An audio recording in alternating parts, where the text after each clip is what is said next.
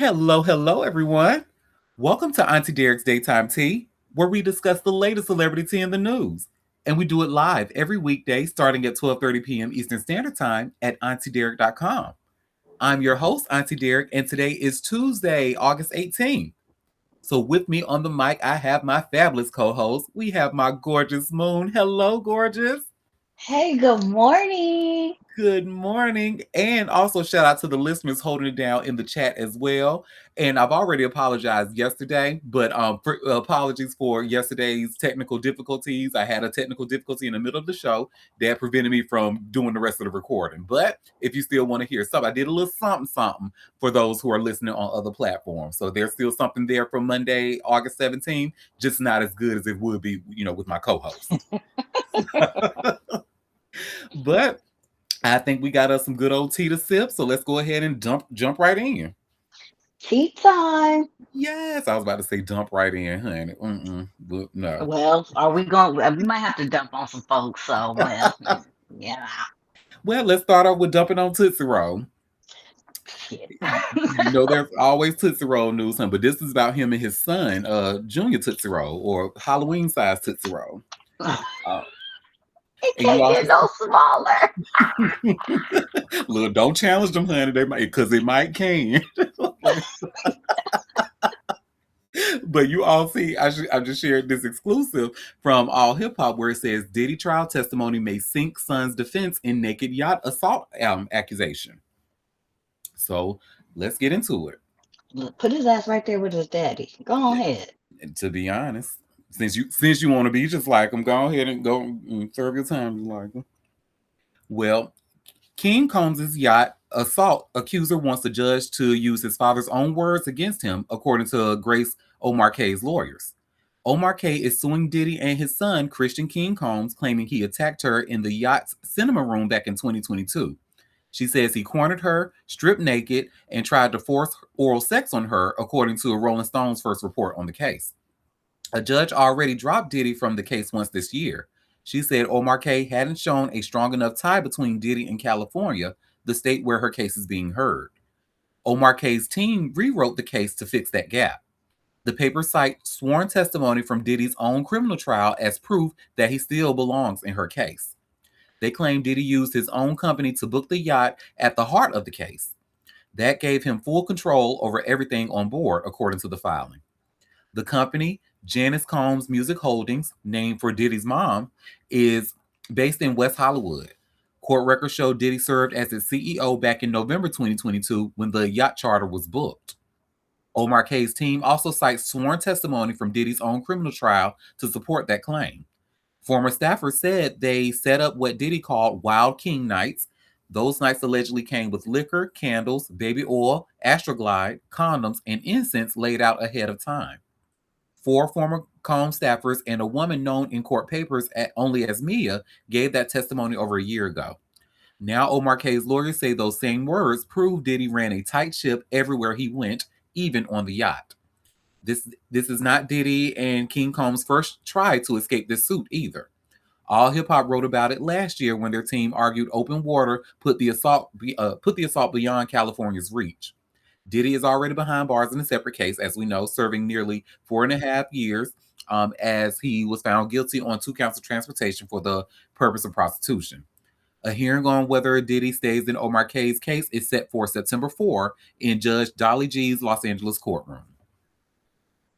Yeah, so it looks like they might have a to me, I'm not a lawyer, but they said, well, hey, because he already tried that argument. I think it worked the first time. They was like, well, this is this was on open water. It wasn't even California. This alleged assault happened. So go ahead and throw me out of this. But she's like, well, no, no, no. Let's go ahead and put you back in because Janice Combs Music Holdings is who you were the CEO of, and you booked this yacht while you were CEO of that company. So I'm going to follow this to see. So it looks like their next court date is on Beyonce's birthday on September 4th. So I'm gonna follow this because I'm actually curious to see how the judge is going to rule and put Diddy back in this lawsuit because of that alone. Or keep him. We have a comment saying, "Yuck!" Exactly, honey. Tootsie Roll and Halloween fun size Tootsie Roll, honey. Mm-mm. Well, that is that on that, y'all. So it looks like Chris Brown and Usher's R&B tour is doing so good that they actually had to expand it, honey. They are giving you guys more shows, honey, to see them, honey. And you all should see I've just shared here again by way of all hip hop. And this tells us Chris Brown Usher expand R&B tour after $100 million box office success. Well, Chris Brown and Usher just locked in 8 more stadium dates for the R&B tour, pushing the total to 59 shows across North America after after the co-headlining run absolutely dominated the summer. The newly announced stop includes first-time visits to Baltimore, Cincinnati, Columbia, and Indianapolis, plus extra performances in cities where demand went through the roof, like Atlanta getting a 5th show, Los Angeles adding a 4th, and both East Rutherford and Miami getting 3rd dates. Since the sold-out Denver kickoff at Empower Field at My High back in June, this tour became one of the biggest live events of the season, bringing together 2 generational R&B icons for a nearly 3-hour stadium production that nobody expected to hit this hard. The format's different too. Instead of the traditional back-to-back headline setup, Chris Brown and Usher trade off across 9 cinematic acts, keeping the energy moving and the crowd locked in throughout the night. The show flows seamlessly between their separate catalogs, hitting classes like You Remind Me, With You, and Yeah, then bringing it together for joint performances, including New Flame. Throughout the night, both artists pay tribute to R&B legends who paved the way, with special moments honoring Prince, Michael Jackson, and Marvin Gaye woven into the production. The numbers tell the story. More than $101 million in box office grosses across just the first 8 shows, over 566,000 tickets sold across the first 13 concerts, with every single one sold out. Detroit's Ford Field set a new venue record, becoming the first concert tour in nearly 25 years to play 3 consecutive nights there. Northwest Stadium in Washington, D.C. drew over 122,000 fans across 3 nights, setting a new attendance record and marking the first ever 3-night concert run in that stadium's history, plus landing in the top 5 highest grossing shows in the venue's 29-year history. The production features Mario, Eric Bellinger, and Tank as live backing vocals, who also step into the spotlight to perform their own biggest hits. Surprise guests throughout the run have included 50 Cent, Mary J. Blige, Fat Joe, Jadakiss, Ashanti, Method Man, and Future, keeping each night unpredictable and fresh. The remaining dates hit markets that were already hungry for more, and pre-sales start soon for the newly announced stops. Y'all really love y'all abusers, huh? I was already gonna say that. You know they love a good abuser, especially Chris Brown. Look, Chris been doing the numbers. Them girls show up and show out. Say, hit me, Chris, please. It's okay. I like to be choked. Losing they losing their relationships and all kind of shit. And Usher's an apologist. Oh, golly. And Mario is a colorist. Oh, Mario was so disappointing. I had such high hopes because that man can sing. And I just knew he was going to be good. Man, He's a colorist and an apologist too, honey. Remember he wrote that letter on behalf of yes, Tory yes. Lanez's character. Double whammy. Oh, so, and his voice is so good. I was rooting for you. No, and I was kind of hoping for him to do a Broadway thing too. Like I was rooting for Mario hard, honey, because I know his story. He really went through like his mom, with her struggles. Like really, he went through it growing up. So I was really rooting for him. And remember he was in that production of Rent. He pretty much played the character that Tay Diggs made famous in there. And I thought he was going to do his thing on Broadway and stuff. Just showed out to be a whole asshole. And, was rooting for you. But I remember actually seeing a post on Threads where one girl said, "Y'all are not ready for a matriarchy because Chris Brown is still able to sell out concerts." And baby, did she eat that? She ate that because there should be no listen. I'm gonna sound like a hater, so it's really. I guess I'll just move on because there's nothing I can say that won't make me sound like a hater. Yeah. Same. We can move on. You're right. Well, this is interesting. So, Wendy Williams, she actually believes that what she is going through is karma for how she has treated celebrities. Yeah, and I, I mean, I, I'm glad she said it. Acknowledge it, sis, because that's where I've been. yeah, and you see where it says here by way of hot new hip hop, Wendy Williams believes her current situation is karma for how she used to treat celebrities. Well, let's get into it. Wendy Williams has been going through a lot as of late.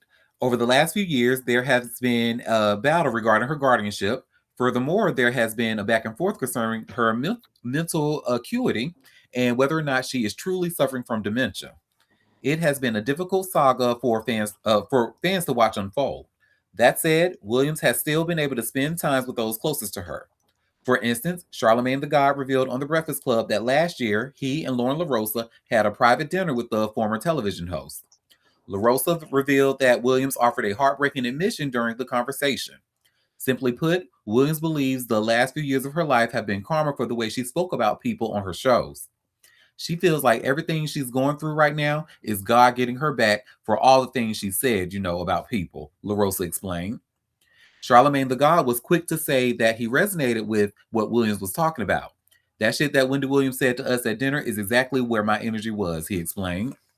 The Breakfast Club host admitted that he used to do things for clicks and views, which always left him feeling exceptionally empty. It is an interesting admission and one that makes sense given how Charlemagne has pivoted in recent years. Now he's a more brand friendly individual who even does work on The Daily Show. At this time, Wendy Williams' current predicament remains under wraps as her private life has become more obscured as time goes on. Only time will tell whether or not she decides to go public for her supporters. So now both Wendy and Charlemagne feel that. Well, yeah, Charlamagne had to switch it up. I mean, he definitely is not as bad as he used to be. I mean, he's still a little stupid. Um, mhm. But yeah, and I don't think it's God getting her back, but I wouldn't say that. But I would say karma comes back around. And so a lot of people don't subscribe to that, but the energy you put out. I mean, we could see Perez Hilton. He put out some nasty, nasty energy, and it is coming back tenfold on his ass. For sure. For sure. So I definitely do believe I don't, like you said, I don't think there's a God that's causing all this, but I do believe there are universal energies that Mhm. that are guiding us to certain places and certain things around us. And yeah, if you don't, that's why I'm a big believer in treating people how you want to be treated. Yes, So, I do believe it's an energy thing, and she spewed out a lot of nasty energy, and it definitely started to come back. It's just like you also have to pay for what you put out there. If you put out good energy is supposed to come back. If you put out bad energy, well, when it comes back around, don't be so surprised when you nasty to people. child, I remember one fateful day, honey. When was this? Like 2005, and Method Man. It might have even been 2004. I think it was 2005 though. And Method Man was cussing her out because she had just revealed that his wife was going through cancer. Everybody didn't know that, not even her Mhm. family. And like she pretty much like spilled that tea. And I have never heard, like, I'm sure he's done it in like private, but I've never heard him publicly call anybody, especially a woman, a bitch. It's like, you're just a dirty ass bitch for doing that. I was like, ooh, ooh. Yeah, no, he usually does not, you know, outwardly be. I mean, even in his rougher days, it wasn't even like that. But I'm sure, Yeah, I'm so she sure. she did some Don't That's really, sensitive. yeah, she did some not so nice stuff. I'm a fan of Wendy, but I can call a thing a thing. She was not nice to a lot of celebrities. Yeah, why would you tell them they business? That's one thing. It's one thing. I know people be wanting to be the first people to say something, and all of that. But like, some things should be sacred. And then look. Karma said, okay, well, you got all your love. things, health Yep. issues. You know, I'm I don't like for I don't wish bad on her, but I'm also not surprised. Same. Same. Be careful with them energies, y'all. Mm-hmm.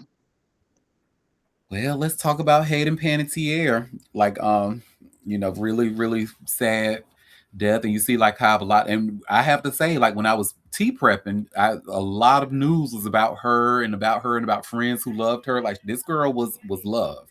I certainly loved her a lot, by way of her work. But so I have like a couple of stories about her. This first one goes by way of TMZ. Hayden Panettiere's ex, Wladimir Klitschko, vows their daughter will always remember her. And if y'all remember, a lot of people really weren't fans of his when they were together. But it was like, why is she with this old ass man? Anyway, but this starts. Hayden Panettiere's ex fiance and father of her daughter has spoken out following her tragic death, sharing a heartfelt tribute that promises their child will always remember her. Vladimir Klitschko shared the touching tribute on Instagram early Tuesday, posting a throwback selfie with Hayden and their now 11-year-old daughter Kaya. He wrote, "This is a time of profound shock and grief for their family and called Hayden an important part of his life." He celebrated her success while also highlighting the downside of her fame, penning, "She built an incredible career through immense talent while also facing the darker sides of a very demanding industry. Nothing will erase the times we shared or the place she had in our lives." Speaking directly to Kaya, he added, "I will always speak of her mother with respect and make sure she remembers the person she was." The Ukrainian boxer expressed his condolences to Hayden's family and asked fans to respect his family's feelings and privacy before signing off, wishing Hayden eternal peace. Excuse me. Hayden and Vladimir were together for 9 years on and off, splitting for good in 2018. Hayden signed over full custody of Kaya to Vladimir at the time so she could focus on treating her postpartum depression and substance abuse issues, and Kaya moved to Ukraine to live with her father. While on Jay Shetty's podcast this year, Hayden said she fully believed Kaya would move in with her when she felt well enough. But she explained, "By the time I finally got healthy, I felt like it would have been unfair of me and selfish of me to try to pull her out away from this life that she has created." As TMZ reported, Hayden died Sunday at the age of 36 after experiencing a possible overdose. Medics were called to the South Carolina apartment she was staying in, but she unfortunately could not be saved. The news of her passing shocked the world, and emotional tributes from fans, family, and her Hollywood pals poured in, including from Allison Stoner, Paris Hilton, Tim Allen, and more. So yeah, she was loved for sure. And he's at least, I mean, Yeah. that was nice of him, but still, What? No, he did what he was supposed to do. I mean, yeah. I mean, he wasn't a bad person. He didn't abuse her or nothing. Well, they just didn't work out. no, he didn't physically abuse her. Emotionally. Was was that in the book? Did he do that? Well, I didn't read it in the book. I would just the stuff I would just read like through the years when they were. Oh, Yeah, I've read it. Some really not some nice things about him. He was like the narcissist behavior, basically, allegedly. yeah. Um, I hate that she wasn't able to overcome, but addiction is so strong. Yep. It's so strong. Um, and not only was she going, she went through that first part of postpartum depression, but then she also lost her brother a few years ago. And I don't think that did not help her depression. And, you know, drug addiction is hard to shake. Yep. I hate that for her and her And I was daughter, really her daughter, because she didn't have a chance to get back with her mother. And that's just horrible. Yeah, and I'm sure, with Hayden's own relationship with her mom, like I'm sure she was definitely looking to break that cycle and really have Hmm. a close relationship with her daughter. So just very unfortunate. And I noticed that because we talked about the mom back in May, like right before The Hayden's book book. came out. And her mom didn't like what she had to say in the book and stuff. But I noticed like on my Instagram and TikTok, people are like researching for that video and like, engaging with it now. I just found that interesting. Oh yeah, didn't we briefly talk about how people started bringing up the Noxzema Yep. thing? It had already been posted. It been posted. Y'all so weird for that. I mean, Noxzema was weird for their behavior, but it wasn't nothing new. Yeah, and they should still be. They should get all the smoke still because how do you market to women and then And don't essentially fire one for going through postpartum depression. Like, and talking about it? I need brands to stop being stupid. My God. Because I mean, the math is right there. Two plus two equals four. It's right there. That could have been an opportunity to expand and help women. Instead, you want to suppress it. Ooh, y'all. And I'm sure it was probably headed, the CEO is probably a man. I'm sure. mm-hmm. Lost opportunities. Y'all don't be smart. They do not. And be in these C-suite rooms making this like life changing decisions, honey. Don't know what the hell they be talking about. Like it's It don't. Like, it's right there. It's two plus two. Like, oh, we can make this a moment. And if you want to capitalize on it, since y'all always want to give money, it could have been a campaign. It could have been something to capitalize and bring in more women. But y'all don't think. Y'all don't be using y'all brains. But y'all supposed to be the smartest ones as CEO. I don't know about that. I don't be knowing about that. Y'all ain't that bright. mhm. And look, I think with recent years have made that very clear, honey. Look at all the decisions that have been made post pandemic, and girl, um, Women spend most money. Black women spend more money. Y'all, the decisions y'all make, y'all be fucking up. Y'all supposed to be making the money, and y'all be fucking up the money. It don't be making sense. And then they pay y'all the big bucks, and I don't get that. To be stupid, ugh. Let me stop talking because that done pissed me off. Ugh. well, and I do remember reading so because before the recording, we were me and Slayanka were actually talking about her on again, off again boyfriend that she was with now, not the ex Vladimir we were just talking about, but the other one, Brian. And he was just kind of doing some interviews and some stuff, but we've learned. I read that he was with her. There was a story on TMZ that mentioned that he was with her at the time of her passing, and he also did something that I find to be really weird. He deleted his Instagram, and you all should see. I've just shared here by way of TMZ. Hayden Panettiere's boyfriend, Brian Hickerson's Instagram disappears after her death. And I won't read this entire article because it just has some repeat language from what we just read, but I will read this. This starts Hayden Panettiere's boyfriend, Brian Hickerson, completely vanished from Instagram in the wake of her death, and it's unclear who pulled the plug. Brian's profile was still active when Hayden's death was first reported Sunday, but it has since disappeared. Anyone trying to visit the account is now met with an error message. It's unclear whether Brian scrubbed or deleted the account himself or if Instagram removed it. And Brian's IG account previously boasted 2.8K followers. So, so yeah. I would imagine I would delete if something like this happened. I would delete my Instagram. I mean, cause y'all crazy out here. Y'all crazy. And I'm sure somebody said you probably should delete your social media Yeah, because it's gonna be crazy. it's gonna be crazy, especially when there are whispers that he possibly. Because initially, when the story first and the information that the TMZ had at first, because they did know that they called or what, but once like the cardiac arrest got into the conversation, I was like, okay, so it might have not been abuse or whatever. But people were saying initially saying that he possibly had something to do with her death, and I'm like, well, we didn't have anything. Besides provide opiates, I Yeah, mean, she was gonna do that anyway. yep. And Let's. he probably tried to save her because remember we read that there was Narcan found at the apartment as well. Yes, they were Mhm. doing opioids together. Come on, let's be fucking for real, people. Let We know how this works. Let's not be stupid. Yeah. They was all doing drugs together in that apartment. They were all doing opioids together. Why did they have Narcan? But hurt some even sometimes your heart just give out. Say, no, we can't do this no more, fam. And that's just how it be. Sometimes you can be saved and sometimes you can't.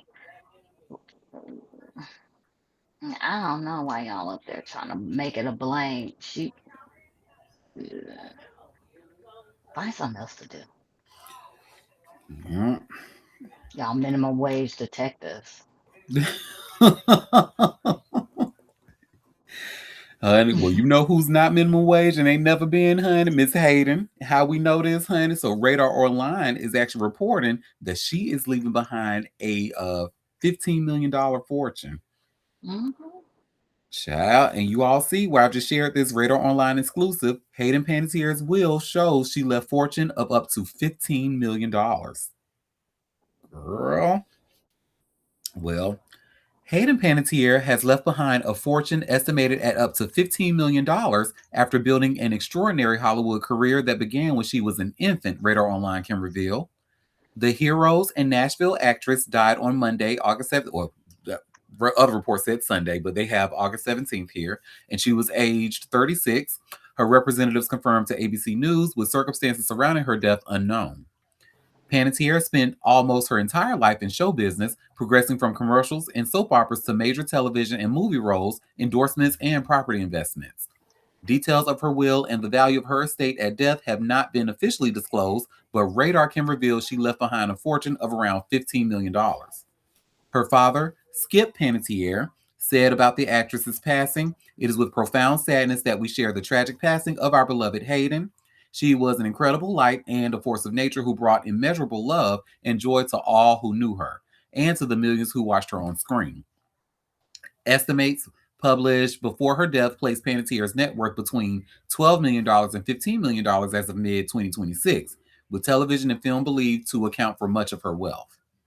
Celebrity Net Worth estimated Panettiere's earned $75,000 per episode playing country singer Juliette Barnes on Nashville.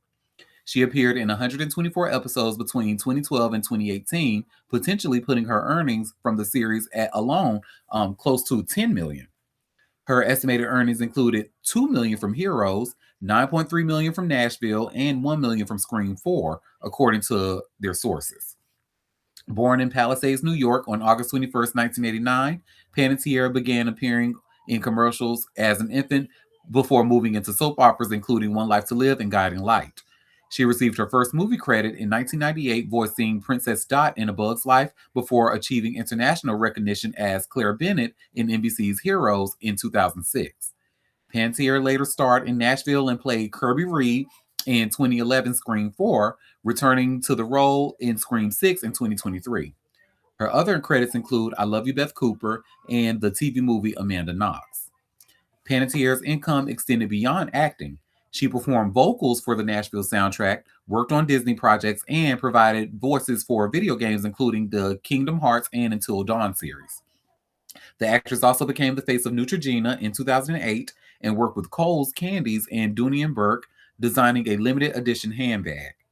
Panettiere invested in property, buying a Hollywood Hills home for approximately 2.635 million in 2008 before selling it for about 3.075 million in 2014.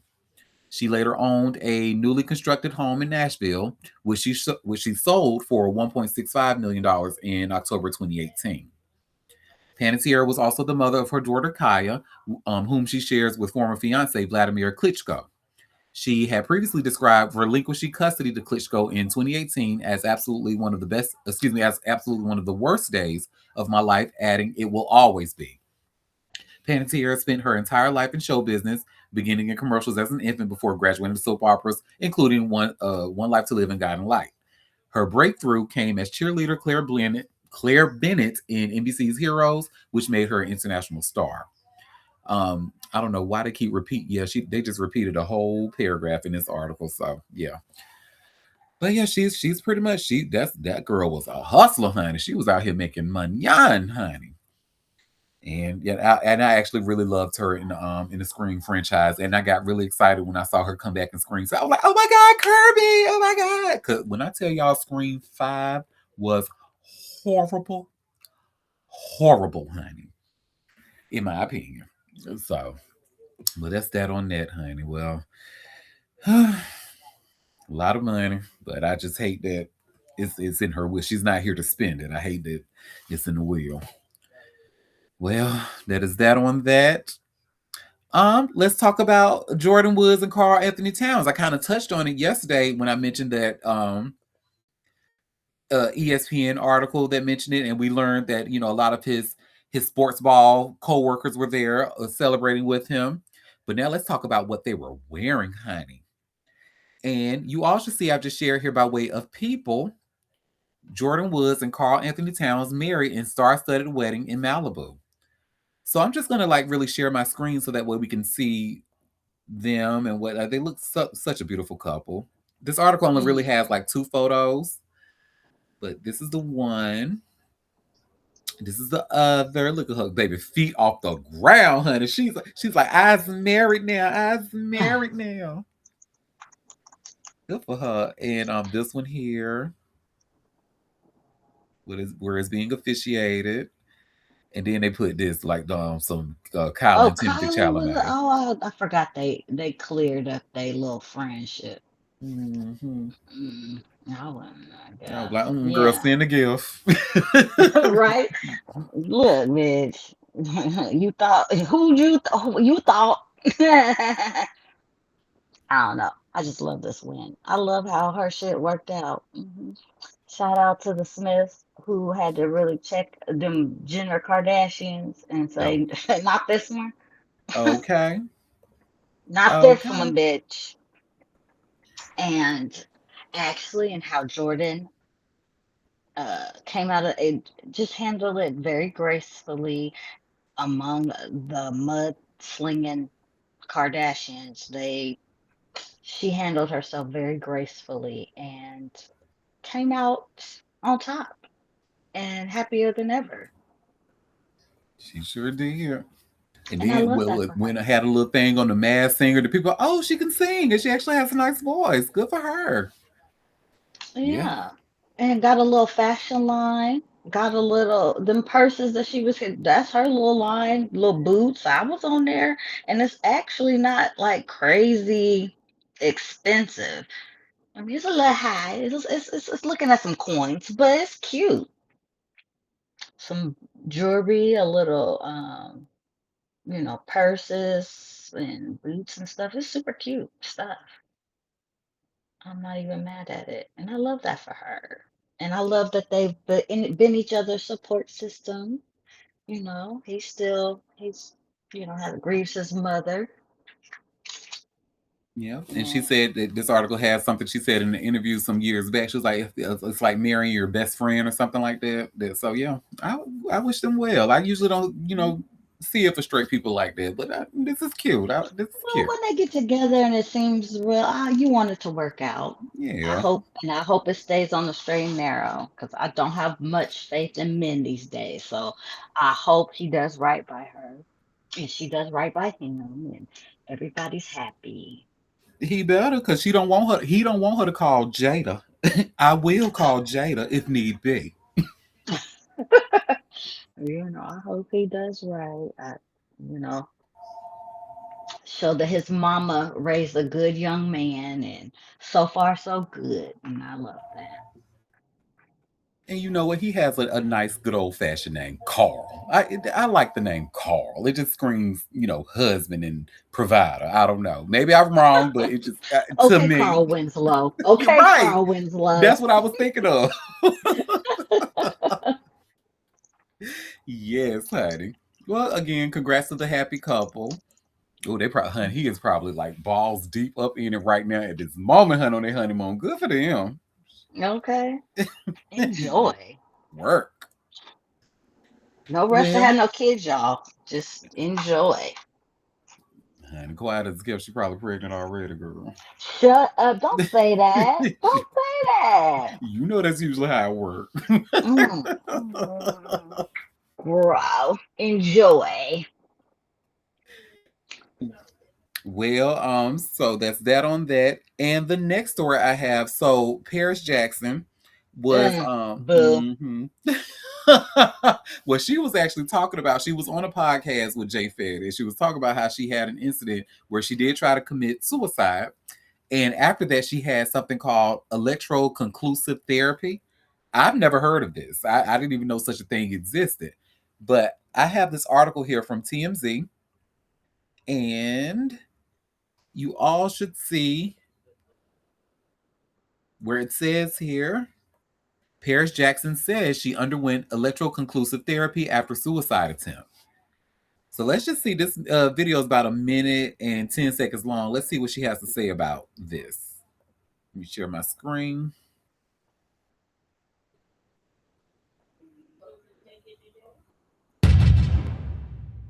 No. For anyone who doesn't know what ECT is, can you explain what the experience is and how it's meant to heal? Yeah, you go in, you got your hospital gown. They knock you out, strap you down, put a bite guard in your mouth, electrocute you. It helps with the neuroplasticity in your brain. Is it painful? Or you're not feeling anything? The first couple times it is, because they're still figuring out how much, Tylenol or Toradol to give you afterwards. The first time I woke up, and it was the most sharp pain I'd ever experienced in the side of my head. Like it was. And what is that pain? What do they tell you that is? Well, I mean, it's soreness from getting electrocuted. I mean, that sounds so scary. Yeah, it was. And the side effects are gnarly. I mean, I definitely had days completely not in my head at all. I'd have, friends visit me, and I don't remember even seeing them. I don't remember them coming by. I have evidence that a friend came by because she brought me a bag of vapes. This was before I quit vaping. But I don't remember her being here at all. I don't remember the conversations we had. Amnesia was one of the primary side effects of that. Wow. I mean, she's blossoming into the white woman that she is. Wow. And I'm like, this sounds something like conversion therapy almost, like, what they try to use on kids that they suspect. Yeah, see, I'm the shocking of the brains, and I don't know. She is the white woman. She is. She is the white woman Zoe Kravitz wants to be. Allegedly. Zoe wants to be a white man. Remember that. No, clear that up. Zoe wants to be a white man. Touche. Yes, she does, honey. She said, this pussy's getting in my way. I need to be a white man. But I digress. Well, speaking of white men and white women, honey, I won't spend too much on this next story, but Lena the Plug and Adam 22. Oh, Lord. So remember, and the only reason I'm because this is kind of an update from something that we talked about. Because remember, we initially reported that she filed for divorce. Then we learned that, well, wait a minute, it's not. She didn't file for divorce. But then she said, well, wait a minute, she did, because we learned that there was someone in there like filing court papers on her behalf, pretending to be her. Well, you should see I have to share here by way of TMZ. Adam 22 and wife Lena the Plug testify in court over fake restraining order. Well, Adam 22 and his wife Lena the Plug showed up to court to fight the fake restraining order filed against him, TMZ has learned. The hearing was held on Thursday, during which Adam 22 and Lena spoke via Zoom. Per the minute order, Lena told the judge that she did not file the restraining order despite it being taken out in her name. She asked the court to dismiss the temporary restraining order, which prohibited Adam 22 from coming near his wife. The judge signed off on the request and dissolved the temporary order. As TMZ first reported, Lena believes a man is being catfished by a person pretending to be her. She says the man believes she is in danger due to Adam 22, but Lena says this is not true. The mystery man filed a fake divorce on behalf of Lena, which Lena and Adam 22 said that they are working to have dismissed. This is just as weird as them cuck stories that they be cuck videos they be filming. It do sound like a stalker. This do sound like some white people stalker shit. I mean, what a great way to disrupt somebody's life. You call yourself trying to save them. Mm-hmm. This is weird. Giving these girls ideas. I didn't know you could do that. Okay. Well, that is that on that. Speaking of another, so we're about to get into our political corner now, because I feel like well,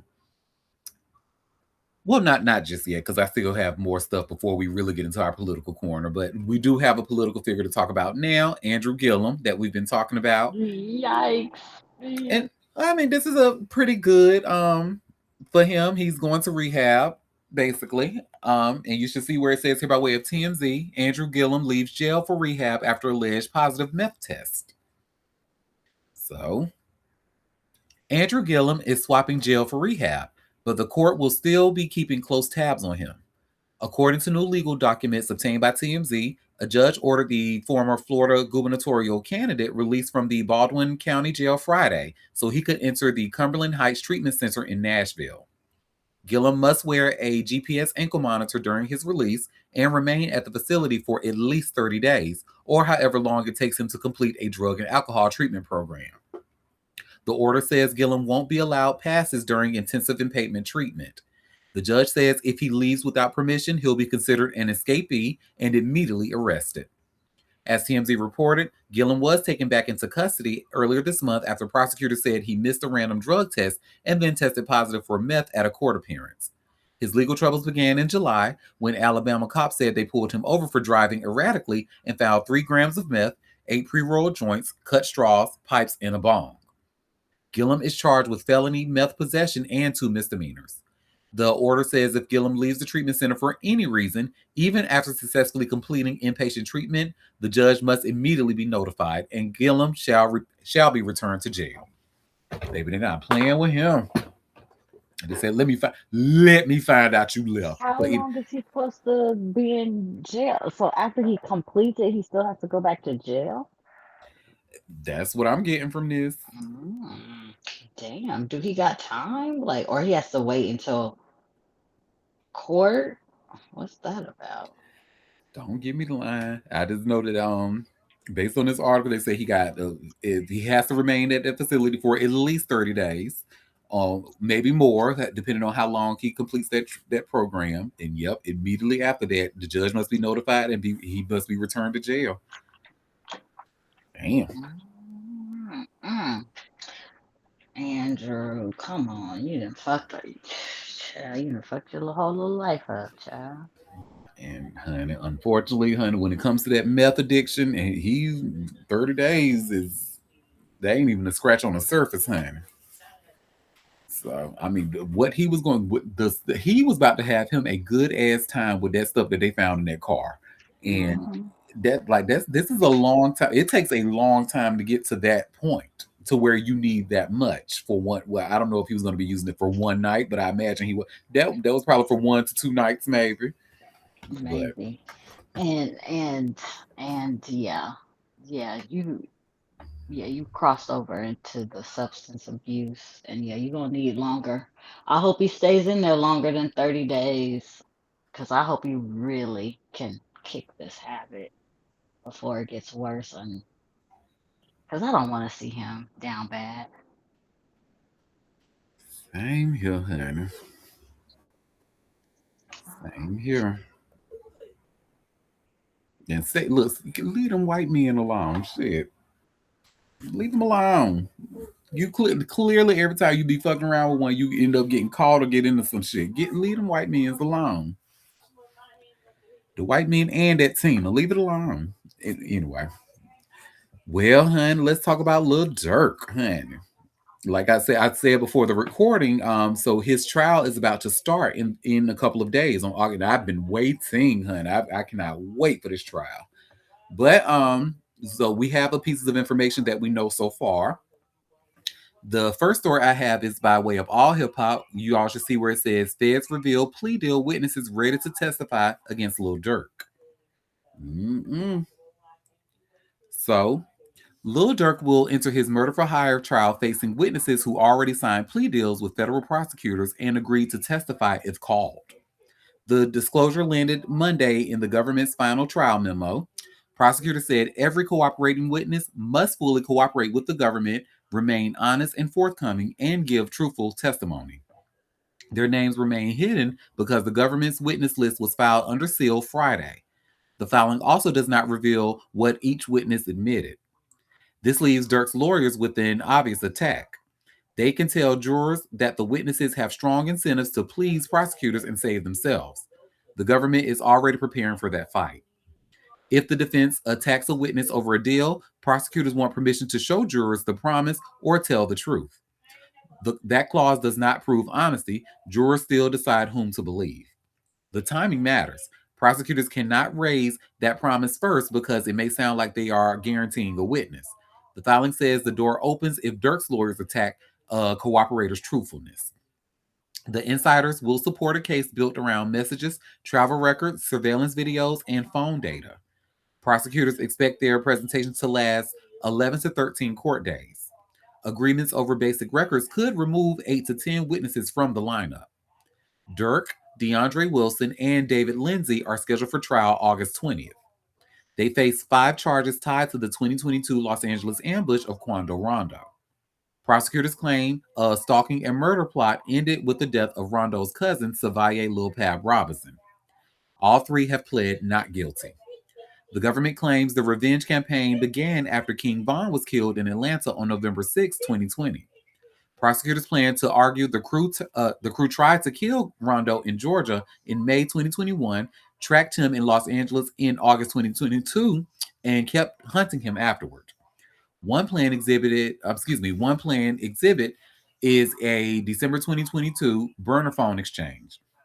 Prosecutors claim Durk rejected an offer to end the feud, writing, I'm not hopping on the phone to squash. It's because this for Thing and Vaughn. They later say a voice message added that Rondo can die. The government also plans to show jurors a group chat called The Family. In August 2023, members allegedly discussed fears that one participant was ready to snitch. Prosecutors say the same thread captures Durk complaining that other King Von associates had left the retaliation to his crew. Prosecutors will use those messages and deal the witnesses to argue Durk was not a bystander. The claim he led the group and kept the plot alive after Robinson's killing. A second trial over separate racketeering counts remains unscheduled. The government said it asked Durk's lawyers for dates on July 28th and August 5th, but have received no answer by Monday. Y'all hear that? And then they said that there was actually a call for peace. They wanted to peace, a peace, or I guess Rondo threw in the towel, and Durk was not trying to hear it, honey. And now they got witnesses. They got fed witnesses now who were offered deals.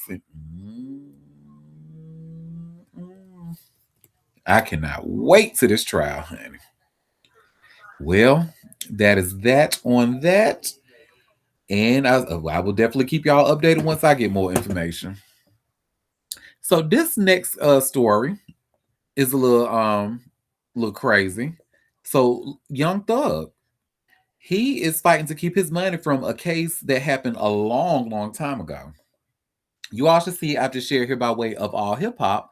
Young Thug fighting to keep his money after Lil Wayne tour bus shooting. So let's get into it. Young Thug is fighting to keep his money after a decade-old lawsuit tied to the Lil Wayne tour bus shooting refuses to disappear from the courtroom. His attorney showed up in Cobb County on Monday to defend against claims that he and Birdman orchestrated the April 2015 attack on Wayne's bus as it left an Atlanta concert, and the case is far from settled. The lawsuit comes from Alvin Lewis, the tour bus driver who was behind the wheel when bullets tore through the vehicle, and he's seeking damages for emotional distress, even though nobody got hurt that night. The core issue is whether Young Thug and Birdman paid Pee Wee Roscoe to carry out the shooting. Lewis's legal team argues they did, pointing to jail phone calls between Young Thug and Pee Wee Roscoe that allegedly show him trying to gain street credibility after being rewarded for staying quiet. Young Thug's defense counters that a $25,000 payment for Pee Wee Roscoe's legal fees was simply helping out a childhood friend, nothing more. The tension between the artists before the shooting matters to Lewis's case. About 5 days before the shooting, Young Thug posted an Instagram recording with taunts and threats directed at Wayne. Lil Wayne was furious that Birdman and Cash Money Records were blocking the release of his album, and he sued for lost revenue, eventually winning a settlement for over $10 million in 2018. Pee Wee Roscoe initially pled guilty to gang charges in 2018 and got 10 years in prison, but Georgia Supreme Court reversed that conviction later that year. He later accepted a plea deal in the YSL RICO case in December 2024, pleading guilty to RICO, gun, and drug charges. He was ultimately sentenced to time served in that case. According to Courthouse News Service, Judge Eric Bruton will decide whether there is enough evidence to proceed to trial. The lawsuit represents another financial headache for Young Thug, who faced years of legal battles in the YSL RICO case before taking a plea deal in October 2024. Well, honey, I'm gonna follow this story too. I'm gonna see what if Alvin is gonna get his money or not. I mean, if they can prove it, if he can prove, if that jail phone call can prove it, I mean, he was like, "Hey, man, that was just me. Me dropping $25,000 in that court case was not because we carried out a hit. It's because I was helping out a childhood friend." This is what Young Thug says. I mean, we do know him to be generous like that, don't he? Don't give me the line. No. Well, that is that on that, honey. And in some news, I'm sure we all don't care about, NBA young boy. So that girl that we talked about, that because I remember we had just talked about, either we talked about them getting married or we talked about her just having a fresh baby, his 13th baby at that. But baby looked like it might be trouble in paradise, honey. He is begging for Jasmine to come home. And you all should see where it says here by way of hot new hip hop, NBA YoungBoy hints at trouble with Jasmine Michelle. Girl. Well, something appears to be unsettled inside NBA YoungBoy's family, and the rapper is making at least part of it public. In a series of posts shared Monday, he wrote about feeling as though he had lost the family that made him feel complete, before apparently asking his wife Jasmine Michelle to return home. Honestly, I feel like I lost the only thing complete my family, but it's cool. 5, I love you. You need to come home because that ain't it, young boy wrote. He followed with, I'll mind my business though, like a gangster's supposed to. He did not explain what happened between them or clarify who 5 referred to. The posts were enough to raise questions about the state of his marriage, particularly after he followed them with a family photo featuring Jasmine and 2 of their children. I forgot I was famous, he wrote over the other image. Another message followed in which he reflected on the amount of love he believes he has given despite feeling betrayed. And this just goes on. It tells us young boy and Jasmine married in Utah in January 2023 and welcomed their 3rd child together this February. There has been no public confirmation that from Jasmine that the 2 have separated, nor has either of them said she left with their children. Any suggestion about where she or the kids are currently staying would be speculation. And I'll just end it there. But what is she, the 5th baby mama in the lineup? Is that where that came from? I guess. Okay. Probably, girl. That's because that's the only thing that would make sense to me, unless it's something gang related. I don't know. But yeah, this is honestly, I feel like I lost the only thing complete my family, but it's cool. 5, I love you. You need to come home because that ain't it.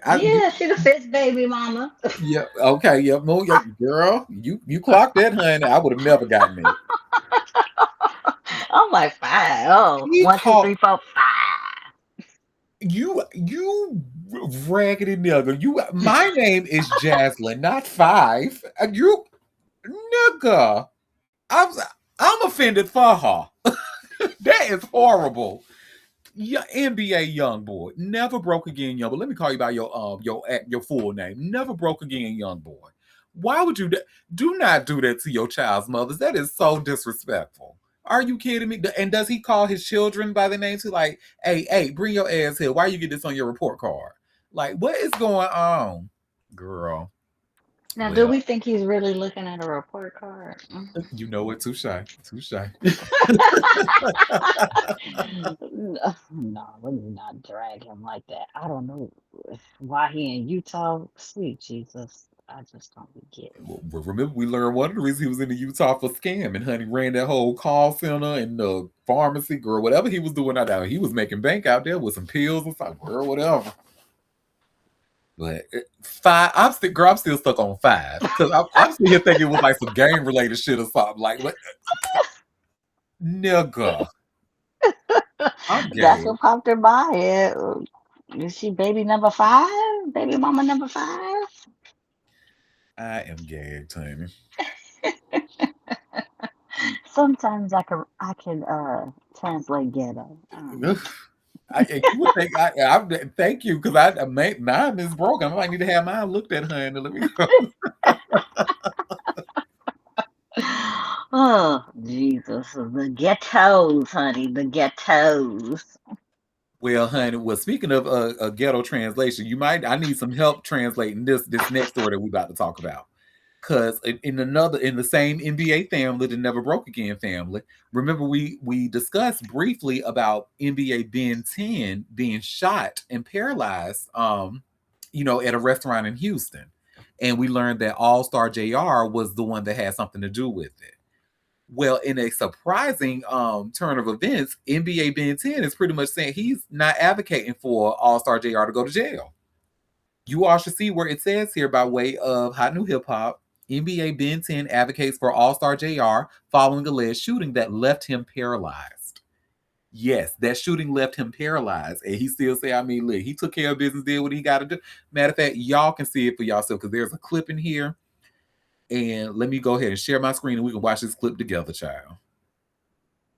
I was like, oh, that's interesting.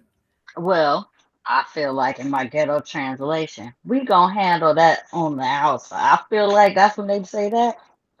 I ain't worried about him going to jail. It ain't because somebody's trying to do it, get their justice. I could be wrong. I'm just saying. That's No, what I don't I think felt you like are because that makes sense.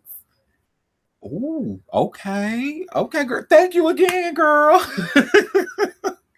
Well, let's see what NBA Ben 10 has to say. Judge, congratulations. I never been one of them niggas who wanted in jail. Come on, man. The f on the in jail for? I listen, the ain't doing wrong. Well, he ain't doing wrong. I ain't gonna expose his hand because he did the whole thing was wrong. But hey, in y'all point of view, my point of view, if I ain't know the truth behind it, he ain't doing wrong but take care of his business.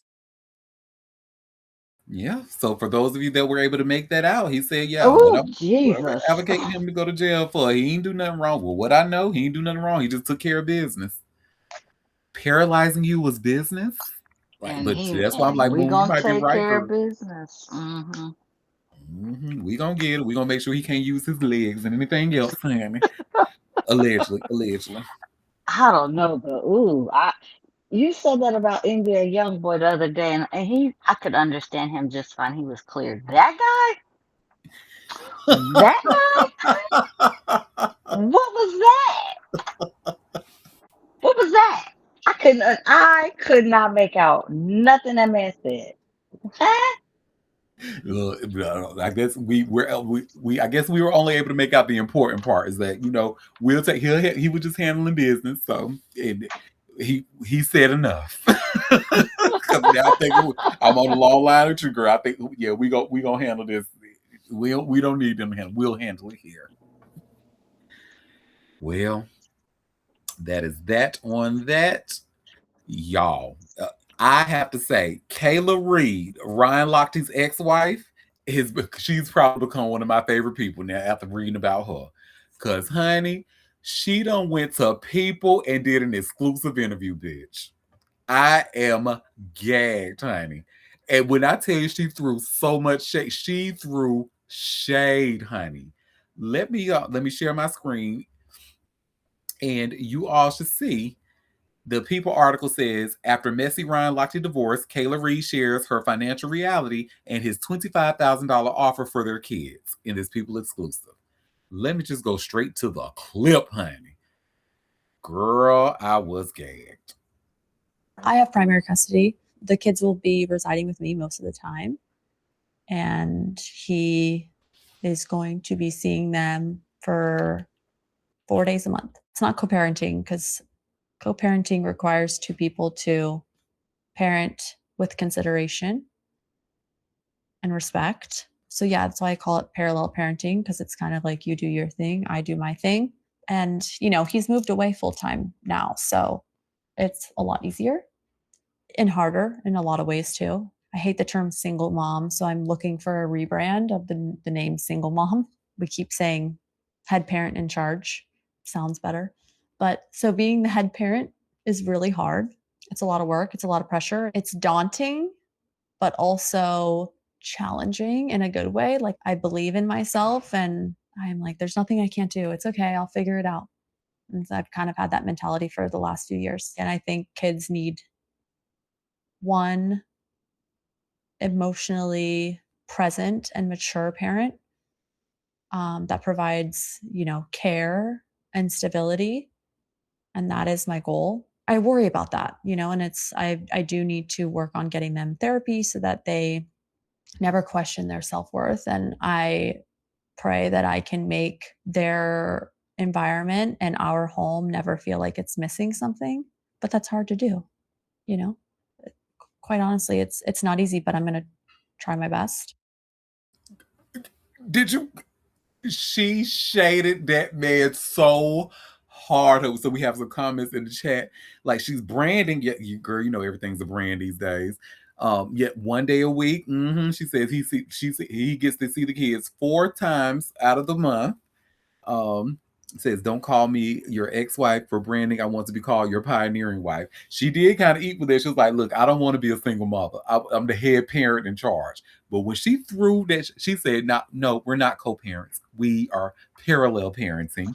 Look, she ate. Not even gonna hold you. That one lady ate that. Because I'm like, oh, head parent in charge. I love that. She Oh, ate that, parallel parenting. Go ahead, girl. You done came up with some new shit and I like it. Okay. And she was like, I ain't gonna talk to just anybody. I'm gonna go to people, honey. Let me go get an exclusive with people, bitch. I knew I liked this girl from the first story, and that I really like this girl, Kayla. Hey, Kayla, girl, we like you. Okay, a lot. We like you a lot. Yes, honey. That was right on the money. I am not mad at that. So shout out to Kayla Rieger. And anytime you want to keep throwing that shade at his ass, shade him, since he want to be with that old new side piece now. He want to move to Missouri and marry her and shit like that. But go ahead, girl, and make sure you don't have my kids around that bitch. Because I'm the head parent in charge, so I make these decisions. Look, you just see them. Girl. Look, she ate. I will say she ate that. I'm here for it. I have to agree, honey. All right. Well, now, as promised, let's get into our political corner.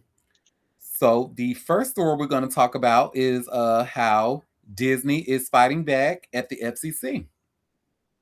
And you all should see, I just shared here by way of TMZ, Disney sues FCC over alleged retaliatory campaign against ABC amid the View probe.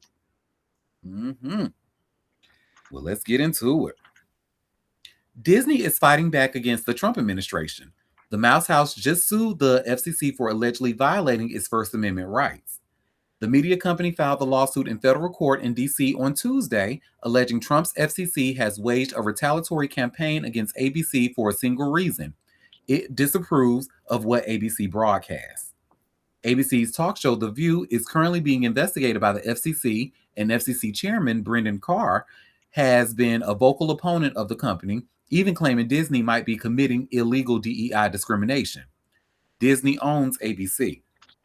Trump has not minced words in criticizing The View and its host, including Jimmy Kimmel. The suit obtained by TMZ claims the FCC is targeting ABC due to Trump's hatred of the shows and their hosts, and has threatened the broadcast licenses for the 8 ABC-owned stations. The lawsuit specifically mentions Carr suddenly requiring the above-mentioned stations to file early applications to renew their licenses years before any of their licenses would have come up for renewal. The lawsuit argues the FCC has not demanded a renewal application ahead of schedule in more than 50 years and claims the action is highly unusual. ABC says in its filing this is bigger than Trump disliking their company, warning, if the administration gets its way, the message to every media company in the country will be unmistakable. Tell only stories the administration deems favorable or face the coercive machinery of the federal government.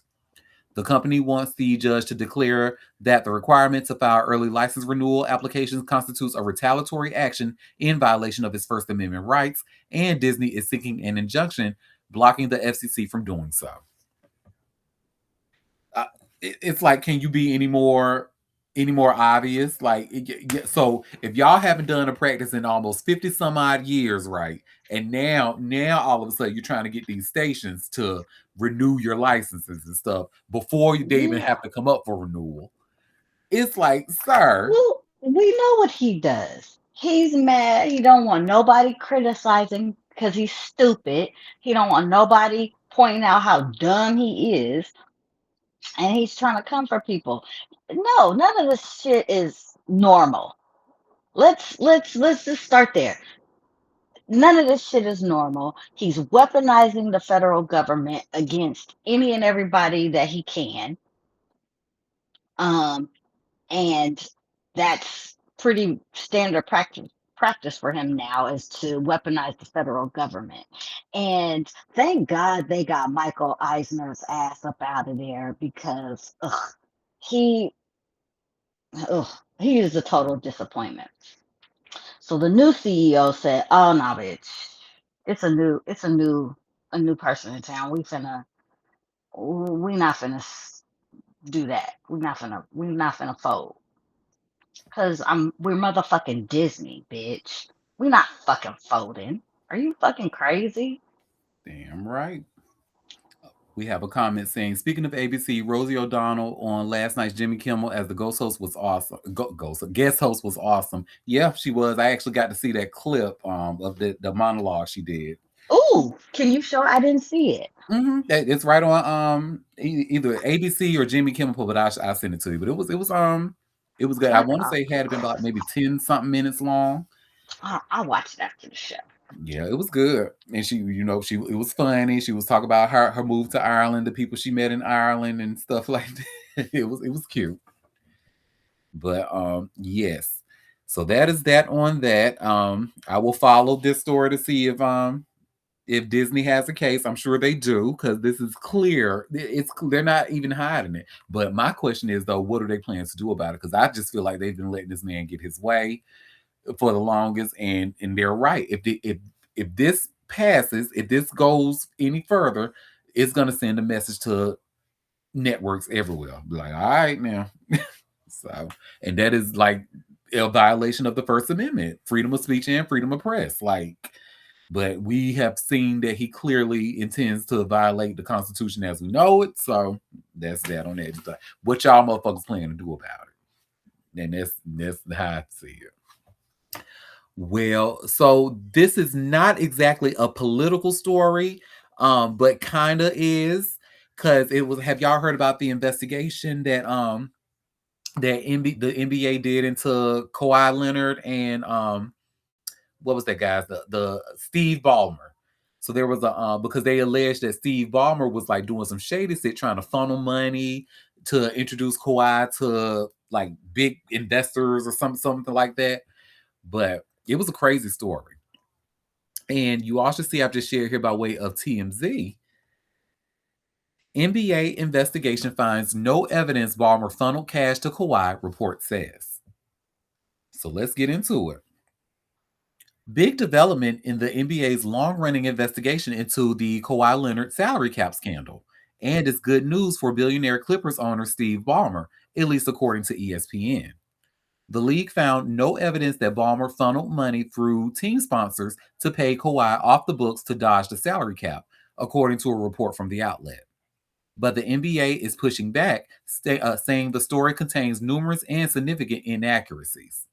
The investigation was sparked by a 2025 Pablo Torre report where he alleged Ballmer invested $50 million in a company called Aspiration months before the now out-of-business banking company signed the NBA superstar to a $28 million endorsement deal. The implication, Ballmer and the Clippers were circumventing NBA rules to pay Leonard. After an almost year-long probe headed by the law firm Watchell, Lipton, Rosen, and Katz, they found no evidence this occurred, and the investigation went beyond just Aspiration, spanning several other companies that had sponsorship deals with the Clips. Despite the reported findings, it doesn't mean anyone's in the clear just yet. The league is still looking at whether the Clippers crossed any lines by introducing its star player to sponsors. On that front, the Clippers are also adamant they did nothing wrong, and they said as much in a statement released Monday morning, chalking the practice up as routine business. The Clippers introduced players, including Kawhi Leonard, to companies with which we have business relationships. Making introductions between players and team partners is both an ordinary practice by NBA teams and a common request of players and representatives. From there, Kawhi and his representatives handled their own negotiations.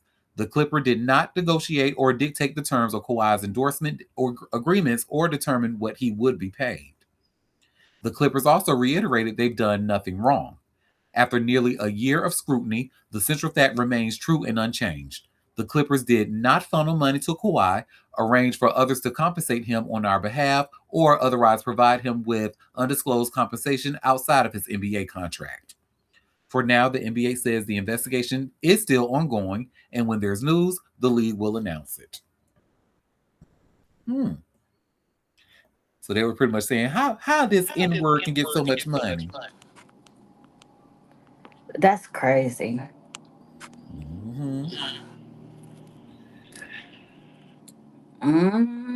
Kawhi. Kawhi, send me $20. Send me $20, Kawhi. I know you got it, allegedly. But no, they saying that they haven't found anything that can, get their ass in trouble for, but they still gonna be looking. And the fact that they still looking, to me, is just like, okay, we need to find out how this man is getting so much money, because we know we ain't paying him this much. So are they paying him off the books or what? I just find this really unusual. But okay, but this is sports people business. I don't know nothing about no sports ball business, so I don't know if maybe this happens with other players often. I don't know, but this is my first time seeing anything like this, and I think it's unusual. Well, what else was unusual, honey, was the Lakers selling that team, and they were actually trying to sell all of the stake to the Jared and Kushner and the other one who wanted to buy it. But Jeannie Buss is not. She like, well, wait a minute now, hold up. And you all should see, I just shared this story by way of TMZ. Jeannie Buss fighting family sale of remaining Lakers ownership stake. So let's get into it.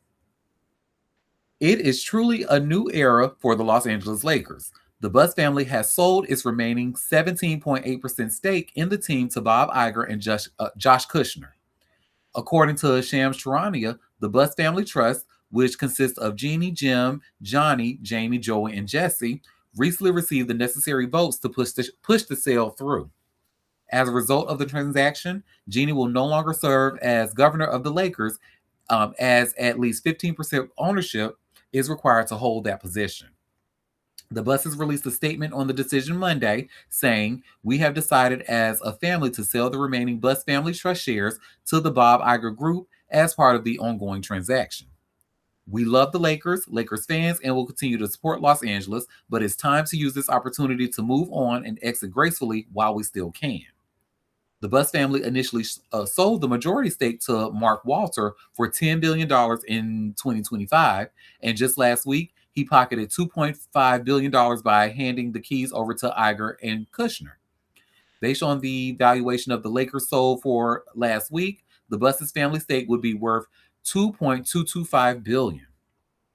Dr. Jerry Buss bought the Lakers as part of a huge deal in May 1979 for $67.5 million, and the family continued to have at least some percentage of the franchise until the completion of the transaction. And they have an update, and this is where Jeannie comes in. It goes, not so fast. Jeannie Buss's attorney just fired back with a letter to her siblings' legal teams stating the sale cannot happen. In the letter, Adam Streisand cited a court order that states a sale can't be made without Jeannie's approval, making the vote that was reported on Monday void. It also stated Jeannie must remain the Lakers' owner for life. On behalf of Jeannie Buss, I demand that your clients make clear publicly that Jeannie Buss is the controlling owner of the Los Angeles Lakers and that your clients shall take no action on this supposed vote to sell the 17.8% stake, Streisand wrote, according to CNBC. He also accused Joey and Jesse of feeding Shams Charania bad info maliciously, claiming they have a years-long pattern of doing so. Bitch, not Jeannie spilling tea, honey. She pretty much saying don't listen to anything Shams ass is saying because they got Joey and Jesse up in Shams. They pretty much got a group chat or whatever, and pretty much been feeding them information for years that he wants reported on ESPN. That is the gag, honey. Well, we gonna see how this is. Jeannie correct? Because I feel like after this sale, according to this article, the sale said that she needs 15% to hold that title. And after this sale, she will no longer have that 15%. But I'm listening. I'm going to follow this story. You shouldn't have sold that percentage in the first place. Mm-hmm. Well, that is that on that, honey. Here's some we knew that already news. TMZ is now reporting Natalie Harp about pretty much never leaving Trump's side, calling her Trump's shadow. And you all should see, I have just shared here about TMZ. Trump's aide Natalie Harp draws scrutiny over constant presence, and then they say you can see their photos. Honey, he left his press secretary, his what is Marco Rubio's title? Left his ass on there. But he got Natalie's ass up out of there. He said, she can't be blown up. No. She don't mind the smell of doodoo, so yeah, he want to keep her around. She don't mind. She wipes his ass for him, child. And sucks his and probably suck his dick.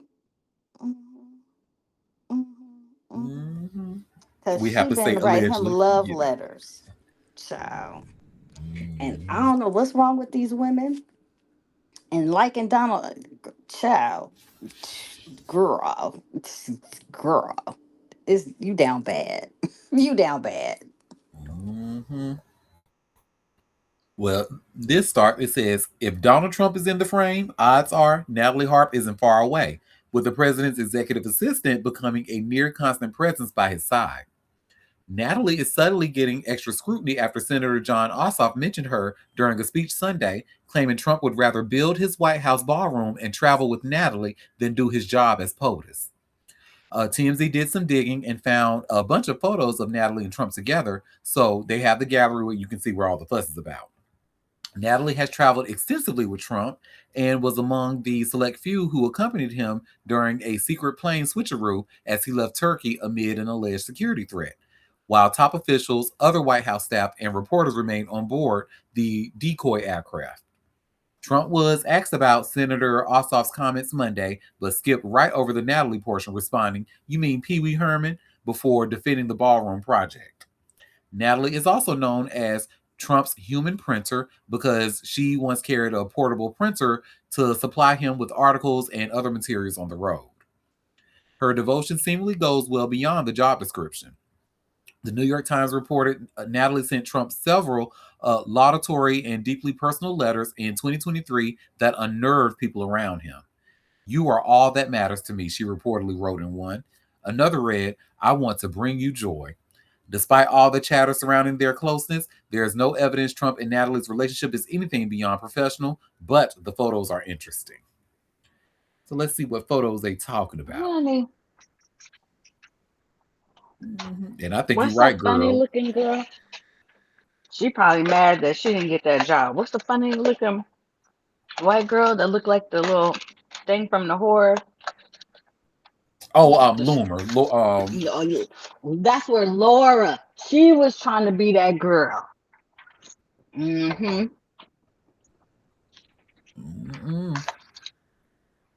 Look at them.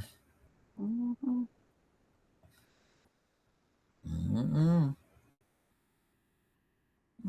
They fucking. Allegedly.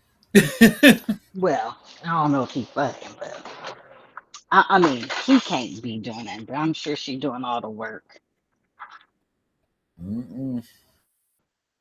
Well, that is that on that, honey. Well, I got 3 more stories left.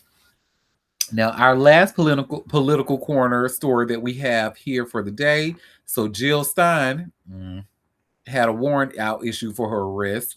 Good, get that bitch.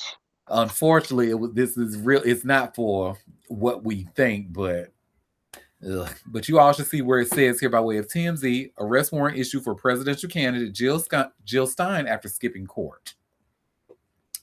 So, Jill Stein had a warrant out for her arrest in Missouri after she failed to show up in court for an appearance related to her 2024 assault and trespassing case, but the warrant has since been dropped.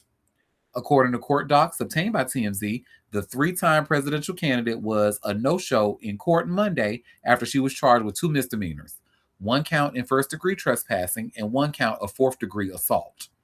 The judge issued a warrant, but it was quickly dropped after her lawyer showed up.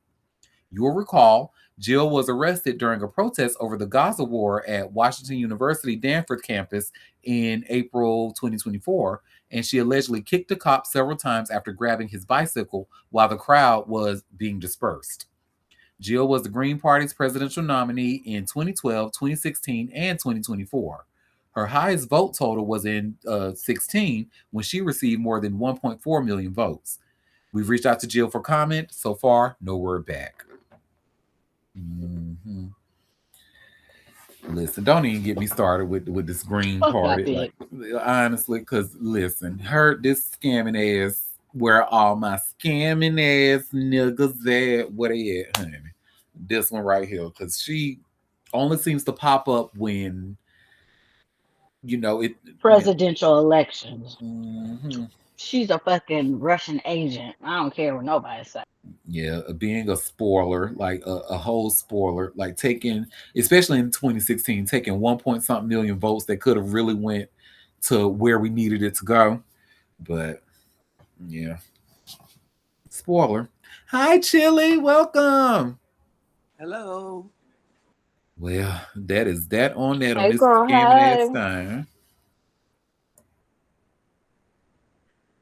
And so the next story I have is so Master P. He actually had a cereal with Snoop Dogg, and he is leaving Snoop Dogg's cereal to do his own thing, saying, I'm just looking for something a little bit more healthy and some more healthier options. How he gonna leave the cereal? I don't like neither one of their asses. Or the cereal. How about that? Lord, yeah, I wouldn't eat that shit. And you all see where it says here by way of all hip hop, Master P leaves Snoop cereal behind for a healthier Miller family foods. Not only is it more healthy, it's more healthier, and his name is on it. He's a scammer. Well, Master P is closing the book. Master P is closing the book on Snoop's cereal and moving his breakfast game in a completely different direction with Miller Family Foods. During an appearance on Forbes' The Enterprise Zone podcast, the No Limit founder explained that the cereal venture he built with Snoop Dogg has run its course after dealing with trademark issues and retail distribution problems that made it nearly impossible to keep the product on store shelves. We got over it, then we all moved on, Master P said, noting that the market's appetite has shifted towards healthier options anyway. The pivot to Miller Family Foods, which he introduced in 2024, represents a complete rethinking of his breakfast strategy. Rather than trying to resurrect the Snoop cereal concept, Master P is building out an entire line of health-conscious alternatives, including oatmeal, breakfast bars, pancakes, and waffles, alongside the new cereal offering. All products are made without artificial preservatives, hydrogenated oils, high fructose corn syrup, artificial sweeteners, GMOs, and other ingredients consumers are actively avoiding. More healthy cereal is what consumers want. Was what customers want, Master P emphasized, and that's the lane he's now occupying. The original Snoop cereal journey started as Snoop Loops before a trademark dispute forced a name change. Brodus Foods partnered with post-consumer brands to manufacture and distribute the product nationally, rolling out flavors like Fruity Hoops with marshmallows, Cinnamon Toasties, and Frosted Drizzlers. The partnership was supposed to represent Black ownership and diversity in grocery aisles, but things fell apart quickly. In February 2024, Brodus Foods sued Post and Walmart, alleging the companies deliberately kept products off shelves and limited availability. Master P's broader mission around economic freedom and building shelf space for Black-owned brands remains intact, but the execution is changing. Miller Family Foods carries his family name and positions him as the face of the company rather than a celebrity co-founder, which gives him more control over the product strategy and retail relationships. Master P hasn't announced whether his longtime collaborator will be part of the Miller Family Foods cereal launch, but the messaging suggests this is a solo venture. Well, that is that on that, honey. Yuck.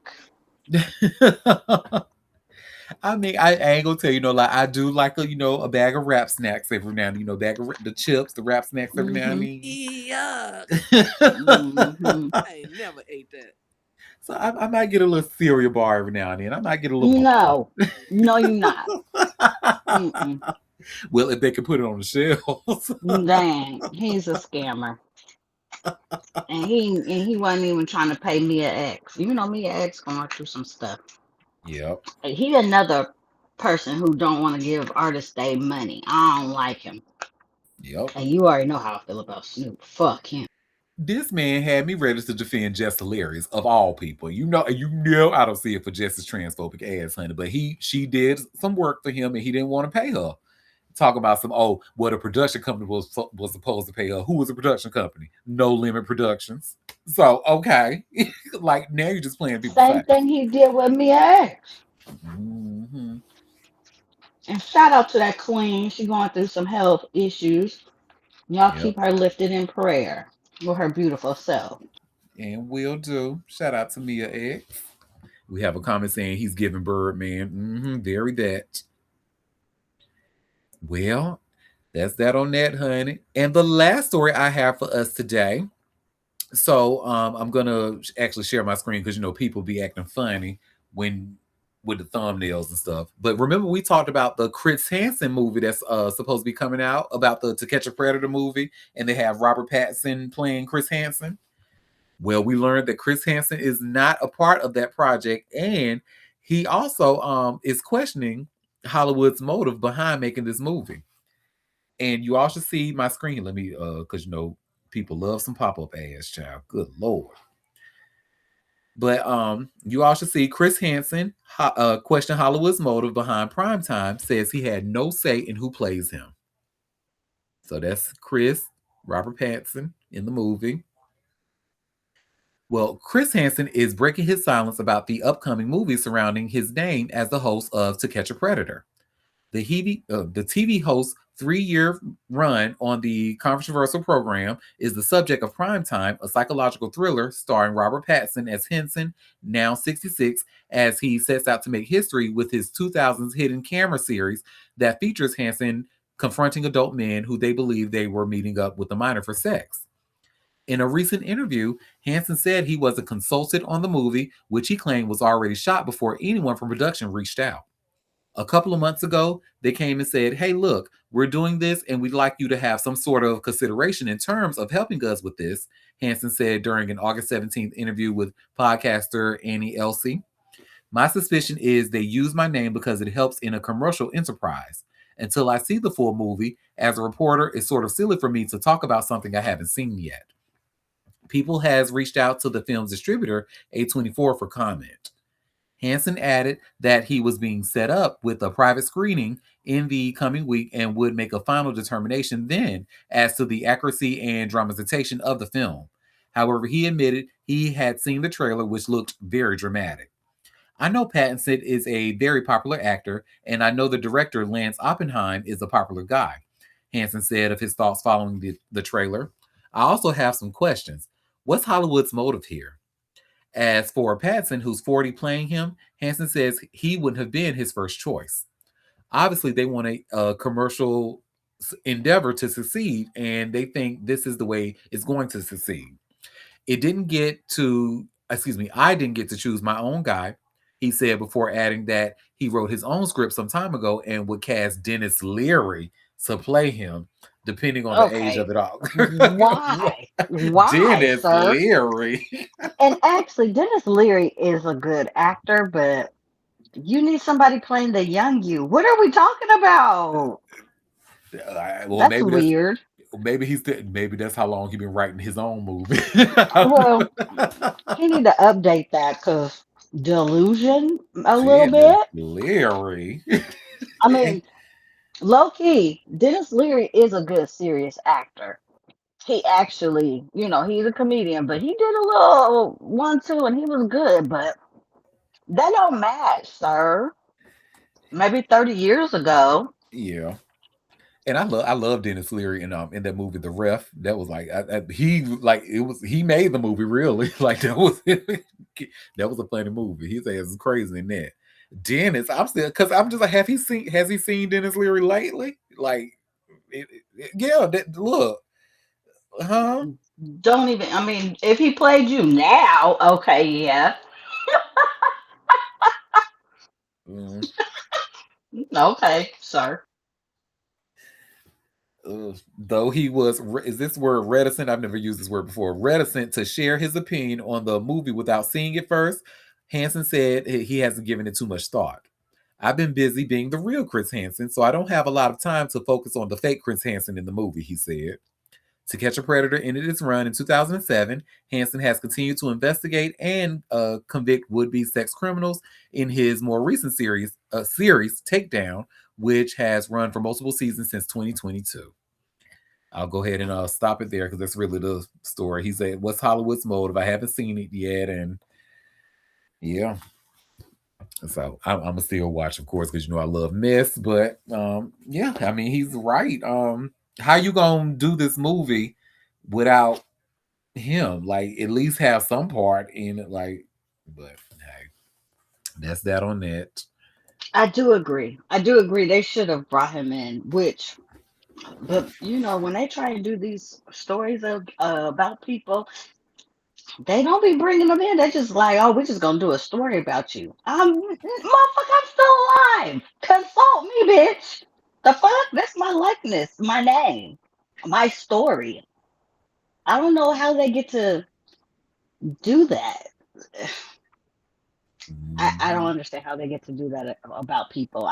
That's weird to me. But well, because it's not labeled a biopic. It's just a movie they're doing. It's, I think if it was a biopic, then they would probably have to, especially if the person's still alive, be more accurate about the person. But just a movie, about what they do, they can just do whatever the hell they want. I mean, like you said, he ain't involved, and here we have a whole movie coming out about it.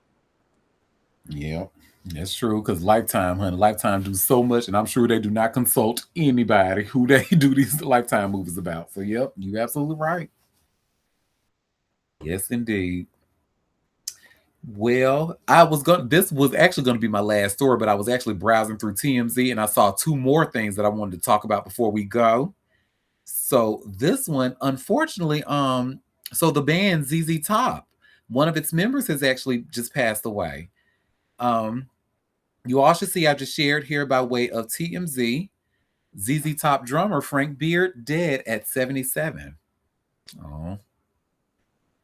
Well, Frank Beard. I'm sorry. One of the long beard guys died many years ago, right? I think there's only one left. Yep. Yes, indeed. Well, Frank Beard, the longtime drummer for legendary rock band ZZ Top, has died, TMZ has learned. According to the Fort Bend County Medical Examiner, Frank passed away on August 17th at his Texas ranch with his family by his side after a stay in hospice. A cause of death has not been disclosed at this time. ZZ Top founder Billy F. Gibbons released a statement on his passing saying, "Today, Elwood and I lost a great friend and collaborator, and the world lost one of the most naturally innovative drummers and a great and true son of Texas. His signature backseat was key to keeping ZZ on top.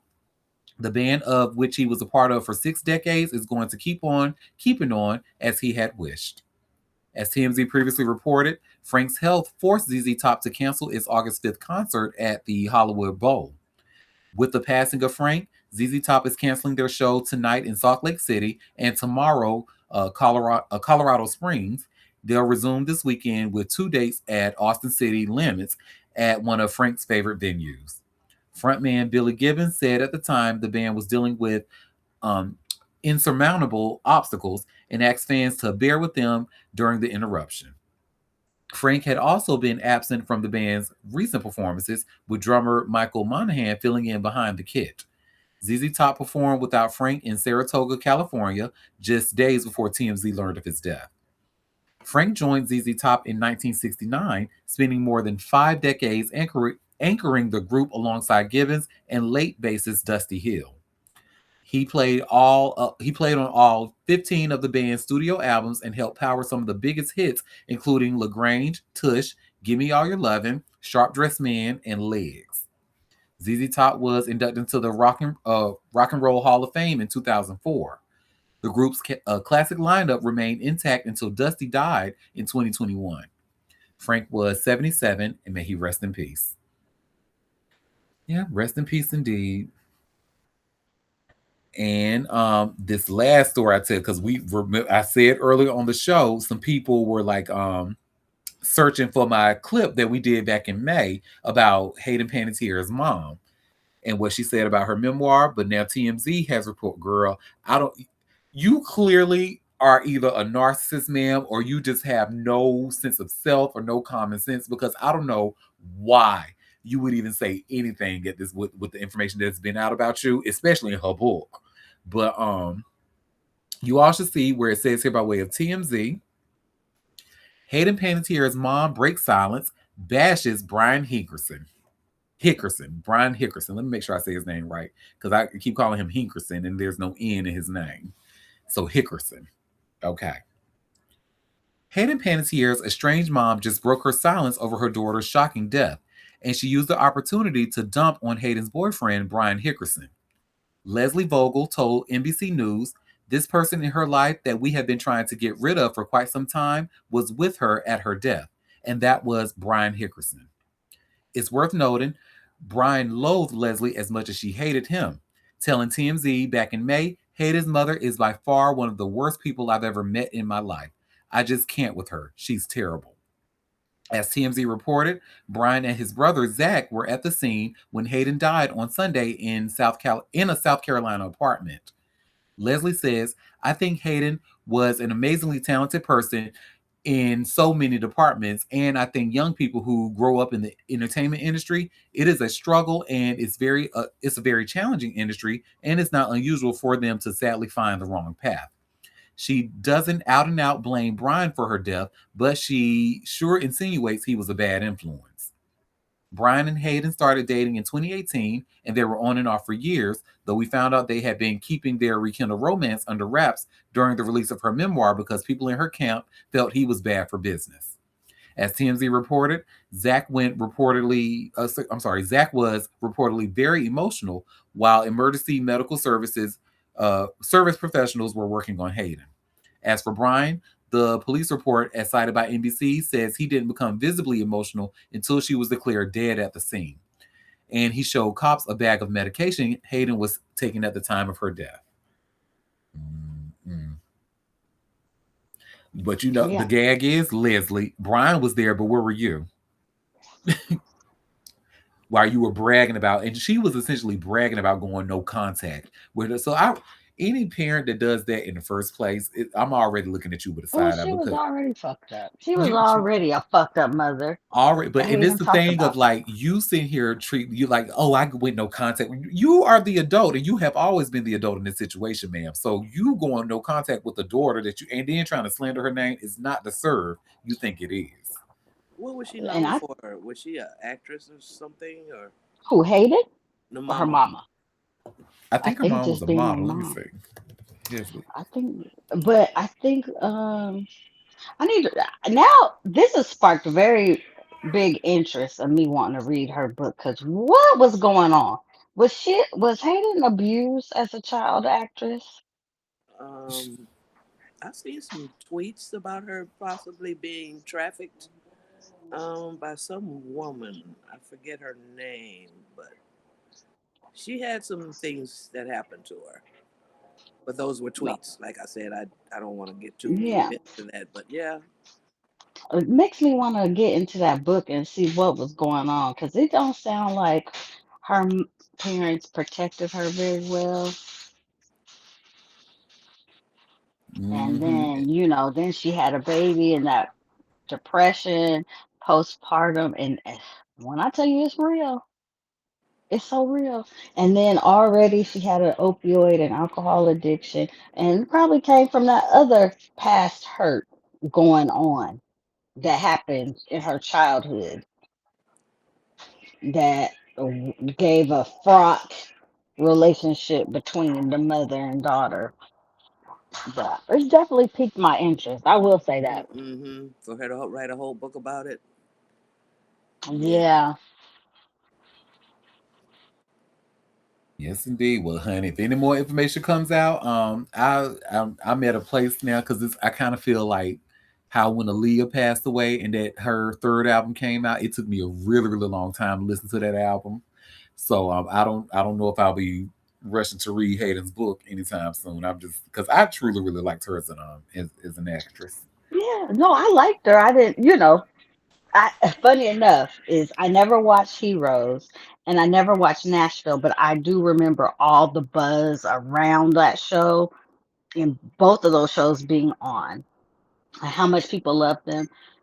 I never had anything like, yeah. I mean, don't have a great connection. Like, I hate that this young woman has died leaving a child and she's so young and under the circumstances. But I never really was tapped in like that. And I think my strongest connection was her being in the Neutrogena commercials. Oh wow! Like she was everywhere. That's when we actually watched TV and commercials and stuff. You know what I'm saying? So But she's just always here. For me, it was more of a matter of fact. I like the white girl. Matter of fact, like she been straight. She on all the right sides. Yeah, yeah, yeah. let me tell you how. So Heroes was already its own because I truly enjoyed that. But Nashville, honey, let me tell you about. It had That because you know how drama.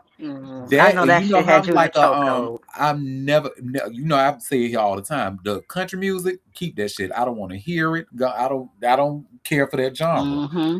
But Mm-hmm. she played keep it, this New York girl played a country singer and she was very convincing and she was really good and she was singing her own songs and everything in it. It was good. And Connie Britton too. They did really, really good in the show. No, that show was really like people loved that show. It brought that nighttime soap opera drama. It was all of that. Hmm I It was remember. it was everything. Well, and y'all, so now for real, that was all the tea that I have for us today. So before we head out, I always like to ask my girls, did they have any tea that they want to share or any tea that I might have missed? Yes, I did see something popped up. The black CNN evening journalist that's on there. What's her name? Ashley. Um, I can't. Hold on. the No, Abby Phillips. Abby Abby Phillips. Phillips. Yes, her contract that she has renewed because it was all a buzz with all that stuff going on that they might try and push her out, but she is renewed on CNN even though I don't watch that shit, I always catch the clips of like some of my favorite people who are on there. But I don't know. I can't do all of that back and forth arguing with fucking Republicans and shit. I can't do it because all I want to do is slap them in the face. So, but all my black people who go on and Yeah, I like it. embody them, yeah, I like the clips. I watch the clips, but yeah, she got renewed. Shout out to Abby. I just shared this article from Deadline that summarizes it. But I'm gonna see if let me get AI to do a summary if they have like any of the contract details in here. Let's see. So main takeaway from the page. She renewed her contract hosting CNN Newsnight. CNN did not publicly comment on the specifics of her talent contract per a network spokesperson. Oh yeah, so no details. And Variety was first to report on the news contract. They recently renewed Anderson Cooper's as well. Who else? Yep, that's pretty much the end of the article. So she was renewed, and so was Anderson Cooper. Yeah, congratulations. Yeah. Black woman still has her job. It's rare around these parts these days. Woo, sheesh. Okay. I thought she was gonna be one of the first ones on the chopping block, but it hasn't gone through, so they just locked. I'm sure they locked her in before shit hits the fan. I guess I feel like it makes her show. Her show makes these right wingers feel like they actually have a like their opinion matters basically. Because I'm with you, girl. Like, I definitely don't want to watch people like. Why are y'all even? No, and to Mm-mm, me that's like, because I don't want to debate an idiot, and y'all are mm-mm. already idiots, so I don't need to like. I have. There's people that are like, oh yeah, I see, I watch a little Fox News to see what they. I already know what they saying. I don't need to watch that shit to know what the motherfuckers are saying. I don't need none of that. I don't even know how y'all induce that trauma upon yourselves to Right. try and see what they say. We know what they're saying. We know. And I used to be just like that too, especially around 2016. Like, because I'm trying to, okay, because in my mind, there was a reason that they like Trump. So he has to be like selling them something somewhere on these other networks. And I was looking, I was like, no, he's not selling anything. I think these people are just not smart. But I had no No, they're not clue that he smart. was going to win. Like, No, them people really lean into that race. I mean, just blindly like believing that. And I'm sorry. I know I'm on the right side because I mean, shit, common sense. The fuck, Well, he had like, help. He had help. He just didn't win. yeah, What he said. We no, we know who's responsible for this bullshit. oh yeah, no, and also these Fox, they omitting information and stuff. But I even find it funny when shit has gotten real difficult these days, and even Fox is like, we can't even, we just, maybe we won't talk about it.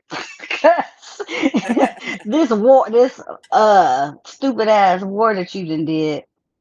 And can't stop Yeah, yeah. So all that noise in Iran saying, yeah, well, I don't. who is you talking to?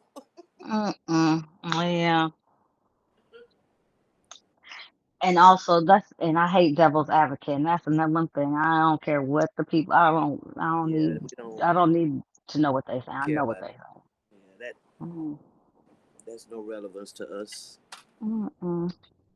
I know if you don't care about my black body and my brothers and sisters' black bodies, there's nothing. I don't need to know nothing else. I already know what y'all think. Shit. What else am I gonna learn? Yeah, there's no advocacy behind what you think. you know. No. No, not at all. So no, I don't be on no damn Fox and that CNN bullshit, like all that drama. I stopped watching that shit years ago Long time ago. cause what we not gonna do is keep bringing on these fucking Republican ass people to spew this bullshit and give that airtime. Absolutely not. And lie, No, lie, and right in lie. our faces. Like that's the shit that just sends me like, You just lie in our face, and what? What? We know Ugh. you lying. You know you lying, but you doing it on national TV. I just can't. I cannot. And make up excuses and tap dancing Tap dance for like a a motherfucker. complete idiot. Y'all know he's stupid, right? Y'all are, They do oh God. know. They do know, but they tap Ugh. around that shit. Like we supposed to ignore it. Now my boy Josh, is it Josh Johnson? Now I can't think of his name. Josh. Or anyways, tall, dark skinned young um guy that works in the space of don't give me the line. Lord. Never mind. Anyways, he be on there sometimes. I can't even think of what I want to call it. I don't know if I'm just sliding down the. I'm like, what is going on with my brain right this second? I don't know, but anyways, he be on there eating ass. Is Mr. that the Blow, one? I Is can't he think a of his name. comedian? Like has like a really heavy Southern accent? No, he is from Chicago. Okay, never mind. Oh, you're talking about. Oh, he be on the Daily Show. You're talking about. Yeah, that I know Josh who you're talking Johnson. about. Mm-hmm. Yes, no, I'm about to tell you. Oh crap. Well, even now, their journalists have sort of started to check things he said. It doesn't Mhm. matter. It doesn't stop him from saying it or any of the other ones from saying it. I mean, they could pretty much tell him, "Oh, that's not true," and they will continue in the same vein. So it's like, well, at first they weren't challenging it, but even if they do, it doesn't make a difference. Like they just get called stupid journalists. Oh, your news show is stupid. Just bullshit. Or Just my favorite, Shut Up Piggy. Oh my God. They would have had to yeah. immediately stop the flight. They would have had to immediately stop the flight.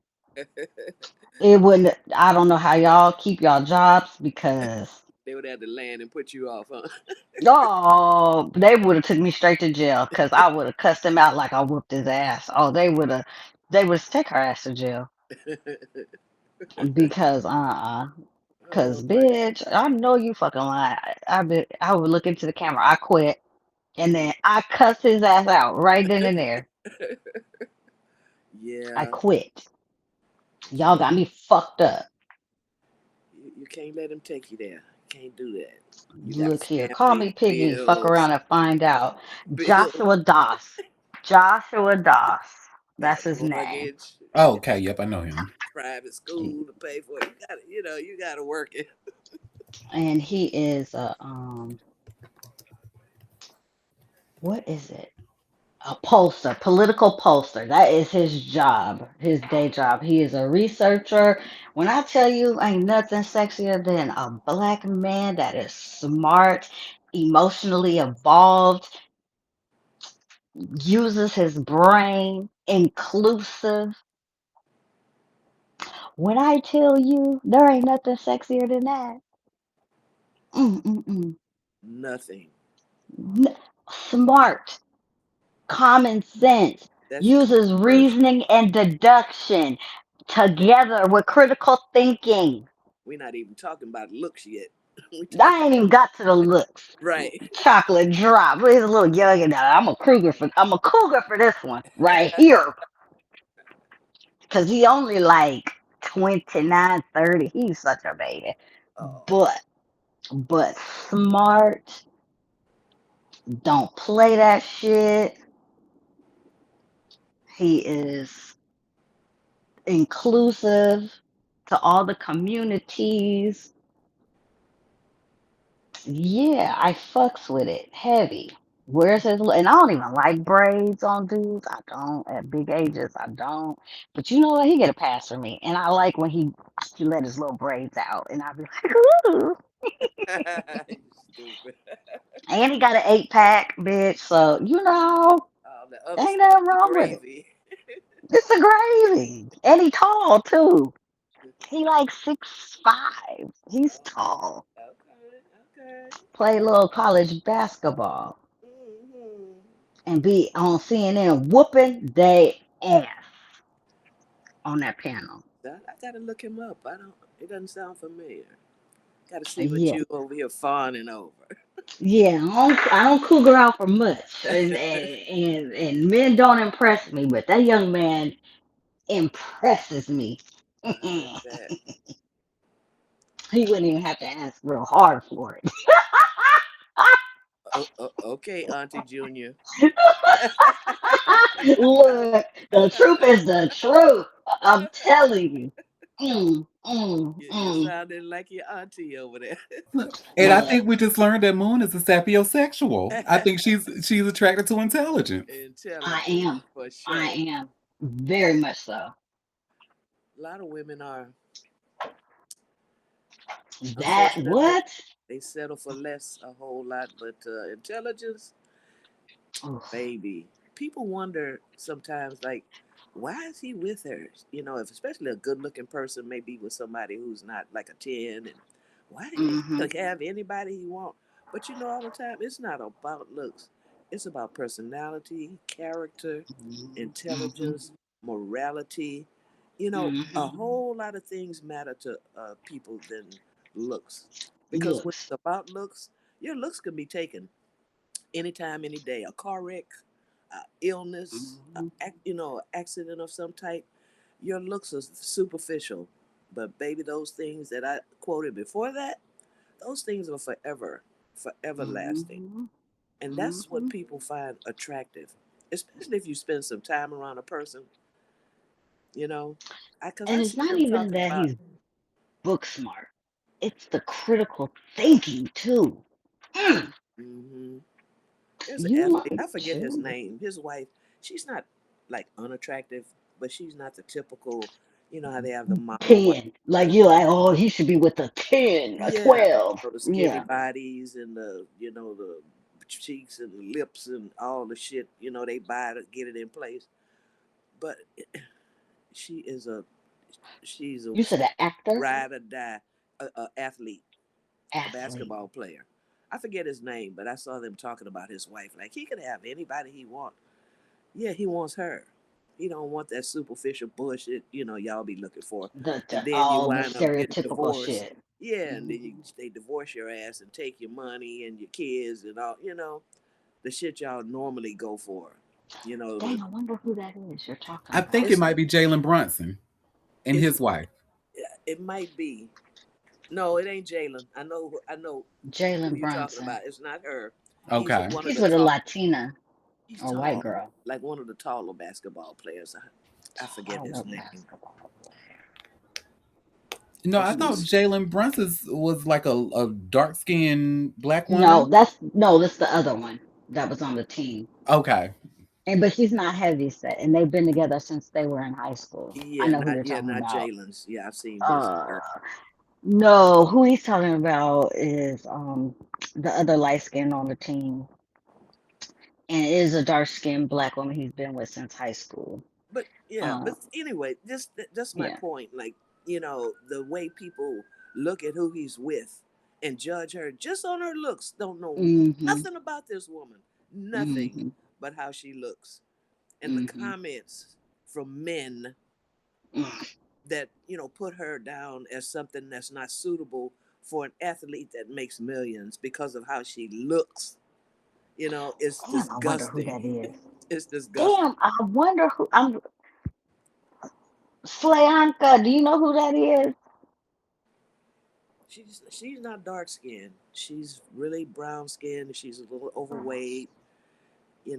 She's not ugly. She's not like somebody would say, "Oh my God, she's beautiful," but she's a very pleasant, nice looking woman. Just beautiful smile. Just She just regular. a regular person. You know, Mm. and they Dang, I wish I know judge who you her. were talking about. It's like, damn. Sorry about that. I Yeah. always when I leave and come back, it kicks me out. Who are we talking about? I'm sorry. Do I know Oh, We're trying to figure out a basketball player. what's her whose name? I mean, wife is what I team? don't know his name or the team, but they people talked about his wife, like why is he with her? He could have any woman he want. Like she's not a thin model type, with the hair and the lips and the boobs and all of that. You know what I'm talking There's about? a couple of them, honey. Fine ass Fred Van Fleet. His wife she's pretty. Okay, I don't want to be on the record talking about she ugly. She's pretty, but she's Mm-hmm. just not that She's not that skinny. aesthetic. Yeah. Yeah, cause he fine, but whatever. And then, well, there's a couple of them. I can name a few. Who else? Josh Hart. I guess sometimes they talk about his wife, but she's cute to me. No, that doesn't. That's not him. Is it? Oh, That's who Auntie was talking about. Jalen Brunson's wife is white, so there's that. Another disappointment. No, Um, yeah, no, we narrowed down. It was not her because she's white, and we was talking about a black woman. Or maybe it's a uh, football player. I might be mixing it up. It might be a football player. I don't well, know. there's a lot of them. Yeah, but my point was that people, judge by their looks who they're married to because they're Oh rich and, yeah, right. talk about the woman But and a don't lot know of those anything women about been her. around before they got rich, and that's why they there, regardless Right, of you know what I'm right, saying. right. I know. I know that. OBJ's baby moms, but she's cute to me, but she's not a I think she's mixed. She's like light. Hmm. Um, It might be a football player. yeah, I'm mixing it possibly. up. But I just was saying how, stupid that is that, they judge. Hmm. Oh, based on because they have a whole bunch of money, they don't have Yeah, like an they could have, aesthetically pretty wife. right. They could have, the tens and the 12s and shit. Like, Oh, they you know, fucking them on the side for sure, but they just not married to him, maybe. stop. Dang, don't ruin it. Oh, my bad. I thought we Don't was ruin it my for us. bad. I thought we was telling the truth. My bad. No, no, no. We're not We going that do, but far. we wasn't gonna go that far today because that is the truth. But yeah. Yeah, yeah. But just how the society looks at a person and judges the book by its cover instead of knowing what's inside the book. You Don't know mean anything. Jalen Hurts? Is it No, Jalen she's Hurts? cute. No, she's She's cute. pretty. No, Yeah, but she was saying that she was a little heavier set. oh, okay. That's why that might be confusing it with a football player's wife. I'm trying to think. Yeah, there's a couple of, there's a couple of them that been together for like a long time, and Hmm. they probably popped out like 4 or 5 kids for sure. Yeah, and the man loves his wife. It just Hmm. I just seen threads where why is he with her? He can have any woman he wants. Like what is wrong with you people? That's mean. That is stupid. Like you don't know anything about this woman, but how you Hmm. think she looks, and you Or judge how it she's and make supposed to look. a Mm. whole thread about it. Like people are so superficial. Like what is it's yeah, it's a lot. Well, the way things are going in the world, that's gonna be a mute subject. So everybody gonna be ugly. How about that? They We all talking gonna about if be this bullshit that keeps up before malnourished we're going and right, we're gonna have a ugly. food shortage. Right. Better get you a garden, start growing Right. food in buckets and shit. That's all I got to tell Hmm. you. Get some seeds and grow you some vegetables, cause Yeah. finna get ugly. Yep. It sure Speak, is. finna get ugly. Well, I just, for me, I feel bad for the wives of these football players because they end up having to, endure a lot of that, ECT and things like that after the fact. And Yeah, it's scary. And, right. regardless of looks, ain't no 10 bitch around when her side or her, main is with the wife and punching all the walls and cussing everybody out and driving Yeah, off the road and punching their wife and like where are they at then? You know what I'm saying? So I they just get feel the like hell it's out of Dodge right. with half the money. That's If what they that, do. if that, They take a real ride or die to go through that and stand by your man. Or in especially the case of football. any kind of major illness, or it ain't just about Mhm. CTE. It's a whole Yeah, lot of true. things that could go wrong. Look at those Yeah. players who've come up with what's that ALS and that kind of Yeah. bullshit. Oh, that's so disheartening. And It he was is. such a good player. That was so disheartening. And Mm-hmm. just how it just takes your body, it Mm-hmm. just oh But not man. your mind. It takes your body. Yeah. Some It wild takes shit. yeah, that shit was crazy. I don't know if you guys saw Euphoria, but what's his name? Is his name Eric Dane? I want to say Eric Dane, yeah. Mm-hmm. McHugh. We Yeah, talked when he about it. was on there, I thought they added him deliciously. And I mean that in a way where it was so well done, where because he had ALS, they Mm-hmm. made, and he slurred his words, they made him an alcoholic. So he was Oh, still able to kind of play. And you could tell he was working hard, but because he yeah. was slurring his word and couldn't control his tongue too well, they had Wow. him in the show as an alcohol, like an active alcoholic. So it worked, and I just thought Yeah, that was so just genius, so it genius. was. It was. Mm-hmm. Gave them a last chance to play a role, you know? Correct. That was, yeah. I watched it, but only in some of the first season. I mean, I don't know when he was on there, but Oh yeah, so I'm he was on the last season with ALS, but and he died before the series, the last season even came out. But right, it was right. just so well done with him. It was just so well done. Well, it looked like he refused to do all the things that people do when they have it when their bodies fail, like the ventilator and the wheelchair, and he didn't want to go that route. I think he just let it take him, and He did end up in a wheelchair, but because but not the I couldn't ventilator. get through his documentary though. You couldn't. I couldn't. I kept falling asleep. I'm not gonna lie to you. I just was like struggling to focus and pay attention. It was kind of like, I don't want to say boring, but it was just very monotone. Yeah, yeah, So it was just hard for me to get through. yeah. He stopped. He didn't go the full route though Mm, with the ventilator and all that. He could have lived well if they call that living. He didn't want to do all that. yeah. I can't blame him. I don't think I would do all that either. I'd go as Mm, far as I could naturally, and that'd be it. yeah. But that's a devastating diagnosis for anyone. I just can't imagine being Yeah. told. But yeah, There's still no cure for it. none, none, no cures for dementia Yeah. of any kind that I know of. And for me, it's like these types of things, they don't care what skin color you are, they don't care how tall you are, they don't care who your family is, they don't care. Like, it does not care, you know? And to me, I just feel like for people to just be so angry and mean and just have malice or hate in their heart for people, it's like community is just not a thing anymore. And I mean, obviously it's trying, and we're trying, like, this is a community, yes, but on a greater scale it's just non-existent. Like, we don't even talk to our neighbors anymore, you know. We don't, Mm-mm. I don't see kids playing outside, you know. I don't see none of that. And a lot of that is these parents allowing their kids to be in the house and play video games all day and not go outside and get some sun, you know, be on a tablet all day and not write. Like, I'm gonna tell you, my writing is not bad. You know why? Because I had to write fucking standards. You know why? Because I was beating up boys outside. So, like, yeah, that part.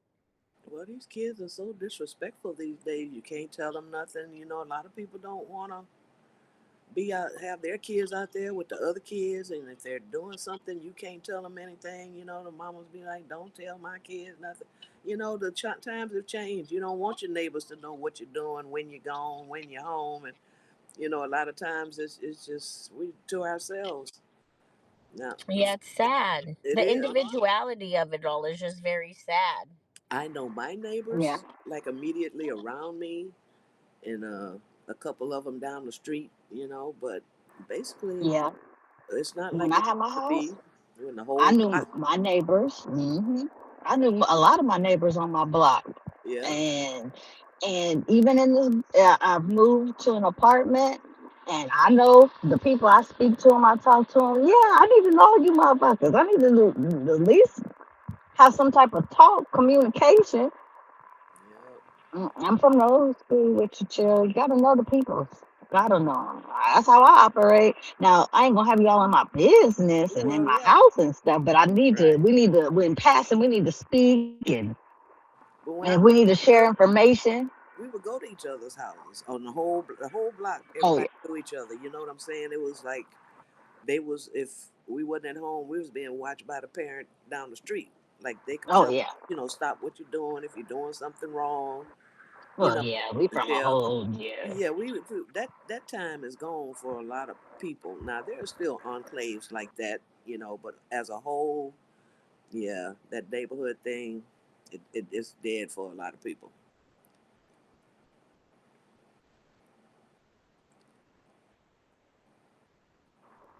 Yeah, and I don't ever want to give my son carte blanche to be disrespectful to no adult. No. If an adult is disrespecting you, you come to me. I'll handle it. You don't need to handle it. I'll take care of it. Yeah. A lot of these kids, baby, they'll cuss you out if you say something. Yeah, You know. no. Because Mm-mm. I believe when you go out, you represent me and my family, and honey, that's not how we work operate over here. You Mm-mm. gonna act like you got some sense. And if somebody's doing you wrong, you let me handle it, and then I'll take care of it. I'll act the fool. But don't you do it.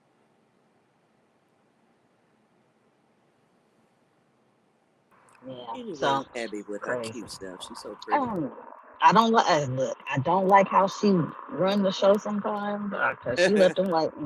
But we But glad a she's black still woman should be around, right? able. Yeah, look, still advocate for a black woman keeping her job, and especially in this economy, and her line of work is few and far in between. That part. Amen. Amen. And thank you, Moon, for bringing that story up, for letting us know. And I always like to ask, just to make sure we don't miss anything. Did anybody else want to have anything else before we headed out? No. I don't think that was all my little tea. I had I just Well, hope that Jeannie fights like hell for them Lakers. yeah, well, because based she off of what shouldn't we even read, sold she that other is. part. I Well, just she think should have sold part of it anyway. Damn it! The I hell know, I was don't you want to talk doing? about it. I'm going to get upset and we're going to be here in like 30 minutes. Okay, we'll take the silver lining. Okay, okay. them billions of dollars gonna talk.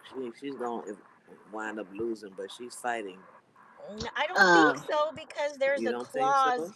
No, so before her dad died, um, there is a clause in the contract where she is the governess for life and they Right. must require to have at minimum 15% of the company because that's what you Yeah, I have to read have. that.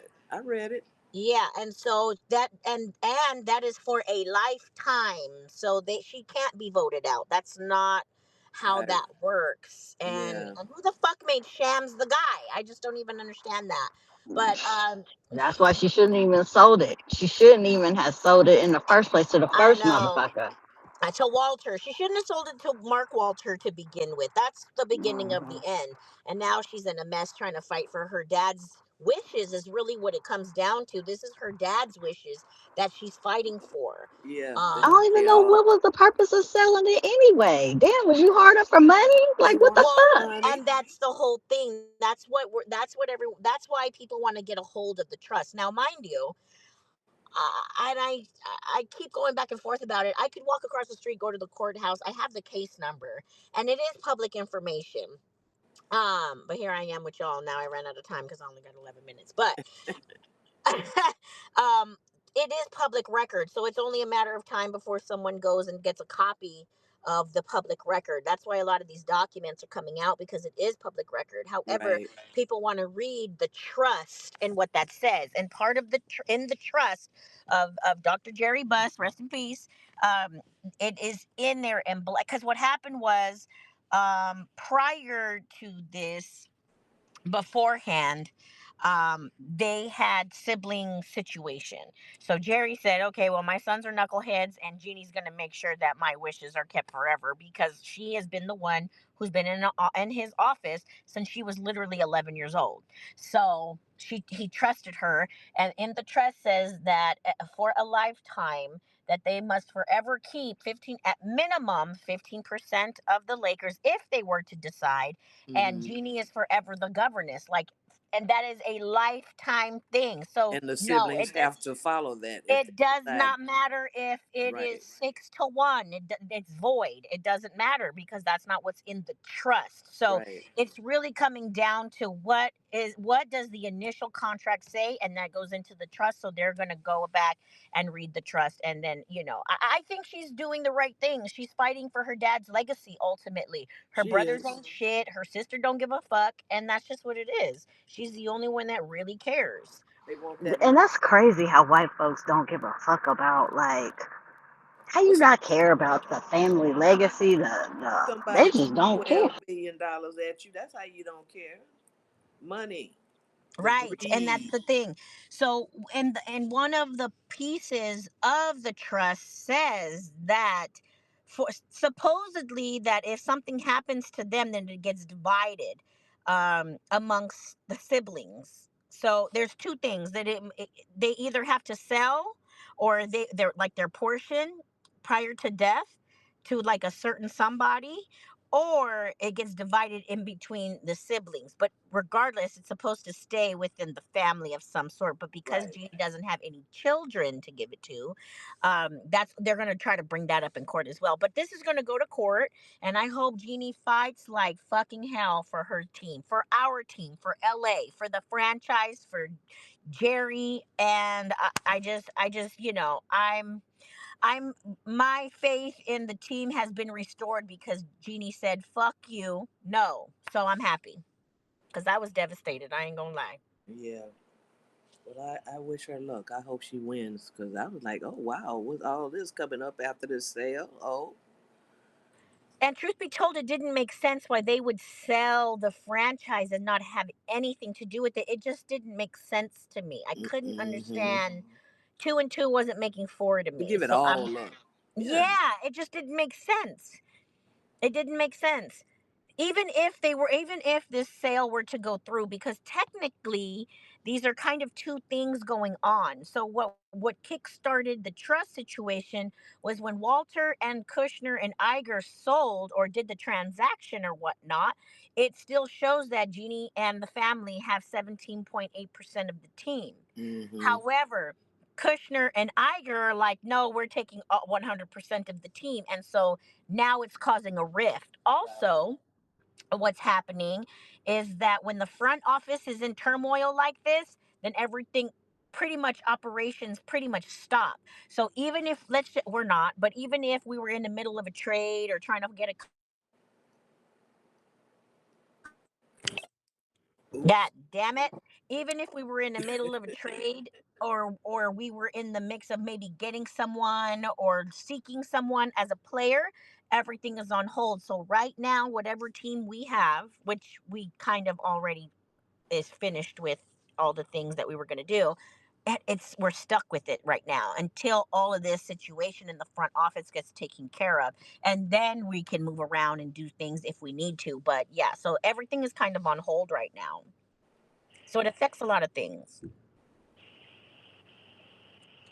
But yeah, shout out to Jeannie. She's the boss. And what does she say? And I hit up Shams on Twitter, like, first of all, who made you the guy? And secondly, what did Jeannie say? Because it doesn't matter what you say or her brother say or even her sister. It doesn't matter. What did she say? Because she's the one at the end of the day who makes the final decision. Thank you. That was my tea. Thank you. You're welcome. And thank all of you for taking time out of your busy day to come and sip tea with me. Now, we will be back tomorrow for another live show starting at 12:30 p.m. Eastern Standard Time if you can make it. Don't forget to subscribe to a bitch. Head over to auntiederik.com, hit the big green subscribe button at the top left, and join my free mailing list. And until tomorrow, I hope you all have a fabulous rest of your day. Bye, y'all. Bye. Bye.